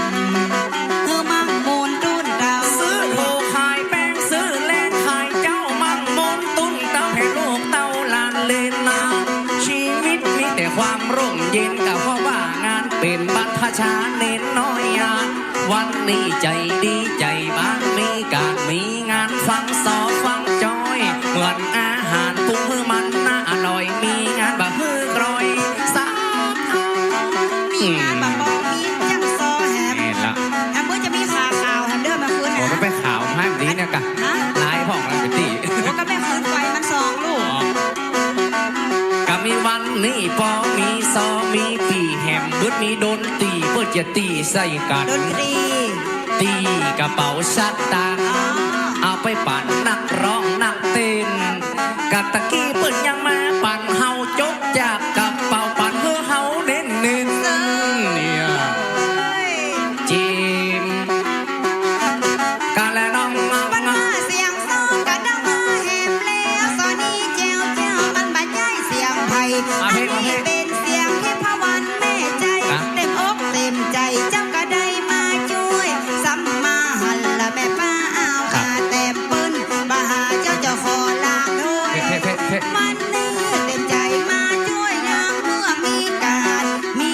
งานห้องไผ่ล่ะห้องไผ่เหรอห้องเก็บห้องเซเว่นห้องเซเว่นขามาเทนเนอร์ฟังเสียงซอเริ่มดังอีกแล้วซอนี้เจ้าจะเอาอกเอาใจบทบาทนี้ก็ยังซอยิงใจจะได้เอาใจกับพี่น้องเจ้าบ้านซออะยังซอไปติ๊กย่างปีจะอิดเจ้ากระดึงกับบะยังถึงสูจะอิดกับเจ้ากระตึงกับบะยังกับเครื่องเสียงจะอิดกับเจ้ากระดึงกับบะยังคนฟังและจะอิดกับเจ้ากระตึงกับบะยังว่าไปเลยพวกกันย่างเป็นตีกัน4 โมงจะได้ย่างแล้วถ้าคนฟังบอกว่าอิดกับเราไปต่ออิดกับยี่จะได้ฮอตไปไหนนี่เสียงดังเลยที่คนใจดีอยู่ไปกู้ห้องได้และน้องถึงเปิ้ลก็จะอิดเขาจำเป็นต้องยังขออย่าได้พลาดพังเกิด4 โมงไปเวลาจังซอบาลายเปิ้ลเพื่อซอเท่าไหวแล้วไปถึงบ่าย4เพื่อเฮาซอกันติ๊กบ่ต้องได้อิดวิดจับบัลลี่แน่แม่อละวันมาตีกับเดี๋ยวผมขอตีต่อห้ามตีขนมจ๊อกนี่จะไปฝากแม่อุ้ยน้องมาไปใจยายเปิดซูมาฮึกกินบ่จะเอาเมื่อบ้านมันจะไอ้หยังเลยเอาเมื่อบ้านมุดจะได้ไม่เดือดแม่อเล่าวันปั่นเข้าหนมจ๊อกกำเดียวจะกันล็อกกินแล้วอิ่มใจขอบพระคุณนักหลายมาโพดมาพายปั่นลูกปั่นเต้าห้องก็ได้อับยักก็ได้กินเหลือใจเหลือกินทรัพย์สินล้นเต้าขนมจ๊อกปอกกระดอกนี่ค่ะไปปอกกระดอกจะได้ปอกกระดอกแล้วมาแหมยังกันเอาน้ำใจขนมมาฝากจะยกมือกราบแม่มาปั่นตะกี้แล้วกับคุณแม่อรพันธ์อะอย่างมางามจิตใจอย่างนางฟ้าปั่นเฮาละจังจอยจังโซปัตันได้ขอปันจังโซไก่ละหันก่อสักติดผีบ้าอันนี้อีลาเจ้าก็ได้รางวัลอันดีๆไปว่างวันอย่างนี้อีล่าอีบัดจี้เขาไปผีบ้าอยู่แม่มันสระอาเลยมันไม่เหมือนกันนะมันบดีมาค้อนหน่อยผีบ้าน่ะตัวนี้นะบ้ากับบ้าเยอะขอคนละน้ำใจแกล้เต้มาแว่มามอบมือกันตะกี้แล้วกาคุณแม่อรพันธ์วันมาปั่นอรวันแม่กอดเจ้าคือน้องที่พวันสาวจียังมาใจดีกับเดียวจะได้หาวแกะดูเขาว่าจะได้หาวมีมาลายอย่างมากลื่นเลยว่ะติดคอเขาค่ะแฮมบึดกำเดียวก็จะหาวก้อยนอกก้อยนาวก้อยเกี้ยวก้อยกินเพื่อตัวไว้เกี่ยขนาดศิลปินไม่ใช่นับได้นับกินเปิ้นเอาหยำมายืนหักษาดังกิริยามารยาทวัดว่าแบ่งใจจืนเปิ้นเอาอันใดมาปั่นมายืนจะไปนับได้นับเลื่อนกระเดียวมันจะคำห้องจิ้ม2 แกนไปได้2 แกนไปจิ้มจะได้กัดมา2 แกนมาถึงขับเข้าดันกันหยับเปิ้นเอาสู่หลับนำมาหบกินเซลเปิ้นใส่จืดที่พวันตาแมว หั่นจีนหั่นแซวเหมือนนกเซลหั่นกุ้งจีนปีกจีนทอดไส้กรอบแหม3 คดมันโหดเน่าเหี่ยมดกินแล้วตดเหม็นตึงกินปอดดด้วยหำอายเหงาอันเรื่องของกินอภัยในกระตึงแกงบางฟักแต่เจ้าเอามาฮือกินอันนี้แล้วกาไปศิลปินละเอาใจใจยิงกับพี่น้องต่างมันวันนี้หมู่เฮาละจังจอยจังสอนดิมใจแต่โนได้มานั่งหานขอบคุณกันแหมข้างเปิ้นว่าพระอาจารย์ติดต่อจังสอนไว้สาเด้อขับปรมีตั้งเจ้าอาจารย์พระอาจารย์ชื่อว่าแจ็คกี้น้องกับพี่จะยกมือขอพงศกรพงศ์รัศธรจะเม่นก่อนนออันนี้ติดต่อดังอันนะเอาหมู่เฮาจังสอศิลปินถึงใจถึงยิงมานั่งกลางหาจีนกะหัวใจเจ็ดดำเป็นเลขานกการเจ้าอาวาสบาได้ผิดพลาดสักตัวอักษรพระอาจารย์จารันพระอาจารย์พงศธรเป็นคนนี่นอนรับประสานติดต่อเอาจังสมาสองงานบรรพชาถึงเวลาเอ้ยแม่ได้ขอบคุณพระอาจารย์ได้ประสานติดต่อจังสอบปใจบัดหลอดแต่ไม่ยิงจัดงานครับนี่วันนี้งามเลยปักหมาได้ ว่าปักหมาที่กัน เจ้าขอโทษเจ้าจังสอบป่อใจได้ไอ้ศักดิ์สิทธิ์มันถูกมันผิดขอได้เมตตามาละเวยมาละเวยเอ้ยมาละวามาละเวยเอ้ยมาละวามาละเวยเอ้ยมาละวามาละเวยเอ้ยมาละวาเสียงซอที่ได้ยินเสียงซอที่ได้ยินคณะรวมศิลปินล้านนาจีนกาแลน้องน้อง ศิลปินล้านนาหักใจจังหวัดเชียงใหม่เมามาจากอันนี้แล้วกันนะเป็นวาสนาที่เฮาได้มาห้ำกันนะวันนี้เอาใจพี่น้องตั้งหลายตึงยิงตึงใจบานบหลีกลีมีตึงละเสียงซ้อเสียงปีเอาใจน้องพี่เมืองเถิดลำปาง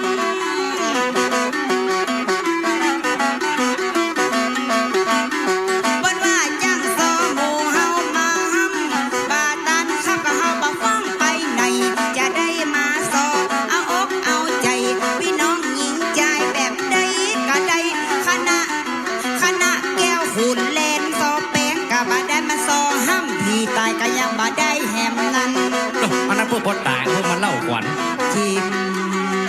เลยได้เฮามานั่งหาว่ามีงานได้จะสอบไปงานนั้นงานวัดงานบ้านงานประจำปีงานเป็นตุกงานบวชหน้าสงน้ำพัดประเพณีงานประจำปีดำหัวปีใหม่พูดน้ำบอกก่อศาลาพัดผ้าสีมาทอดผ้าป่ากระสอได้กุฏิกำแพงศาลาแดงหลังใหญ่งานเฮินเฮินใหม่พี่ซอได้ตึงหมดนี่ อันศักดิ์สิทธิ์นี่นะครับ ผม ซอห้ามได้หมดคนเชียงใหม่ปล่อยเข้าสามปล่อยหักแก้วเจ้าสุวรรณนางบัวขาว คนข้อซ้ำเก่ง ปล่อยเจ้าห้าพระอ โอ้ งค์ โหสุดยอดเลยได้หมดอ่ะ พระเวสสันดร คนข้อซ้ำเหมาะ มาเก่งนะบ้านนี้แม่ 13กันนะ งานการชันลองเล่ามาสมรสหรือว่างานพัดยศอุโบสถงานหลวงคุณน้ำบ่อหอทำเทศกาลทั้งปวงมาบนหนสวงเจ้าพี่ควงผีบางงานขบุญวันเกิดงานเปิดตลาดสดงานอุบะส่งบทไอจดมาทั้งนั้นครับ ผ่านมาหลายเวที ผ่านมาหลายเจ้าหลายนายแล้ว งานน้อยงานใหญ่จะห้อมงานนั้นงานวัดงานบ้านวันนี้เป็นงานใบยังห้ามอวดหูซอคือเปิ้นฟังละหากินฮับย่างห้ามบอดดังอวดเด่นไอเป็นจ้างซอห้ามฮัดต่อแลห้ามเมาละกรรมแต่แปะเป็นกรรมเล่นซอเรื่องงานซอยันซอเน้นซอมันลูกเส้นโคตรฟัง อันแท้ๆนี่แปลไปเล่นมาได้เนาะ อันนี้เตะแล้วเนาะ บดีเนาะ ห้ามเอาละกรรมแต่เป็นกรรมอวยจากซอยเฮงซอยแล้วเปิ้นจะเล่าตัวหลังซออะอย่างห้ามหัวใจละของงานมีการ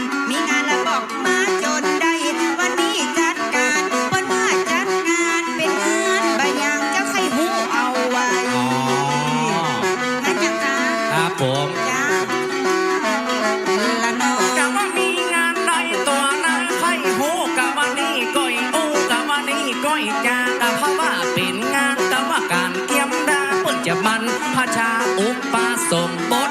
หักฤดูร้อนเป็นเดือนเมษาการวัดการวาระสะอาดหมดจดคำเดียวบึ้นหนึ่งก็จะเข้าโบสถและปรากฏเป็นตนนาอ้อเนี่ย บรรพชา แล้ว ผสมบทหมู่ เป็กบวชเป็นหมู่อยู่กันในวัดกะได้เล่งลักเป็นอนุสรณ์เป็นพระราชกุศลแต่เจ้าฟ้าสิรินทรนะเป็นองค์ละพระเทพเป็นเจ้าหมู่เฮาลำปางเมืองเพิ่นเป็นคนเจริญมีเงินล้นเตาอย่าจิมกาแลน้อง กะงานวัดกับพระชานวดอุปสมบทอูกะละโจรมดมันบ่มีปัญหาจะยกมือไว้เจ้าจะไปมือสานุโมทนากับทางเจ้าภาพวันนี้บ้านเฮาไปจัดการจัดงานพี่น้องวงวานเจอกันเจ้าป่าปากามาช่วยท่านเจ้าอาวาสบ้านว่าตึงบ่ขาดสักคน เน่นแล้วไปขาดจะได้กรรมการช่วยกับคณะประกาศเยอะๆหนึ่งเจ้าหรอก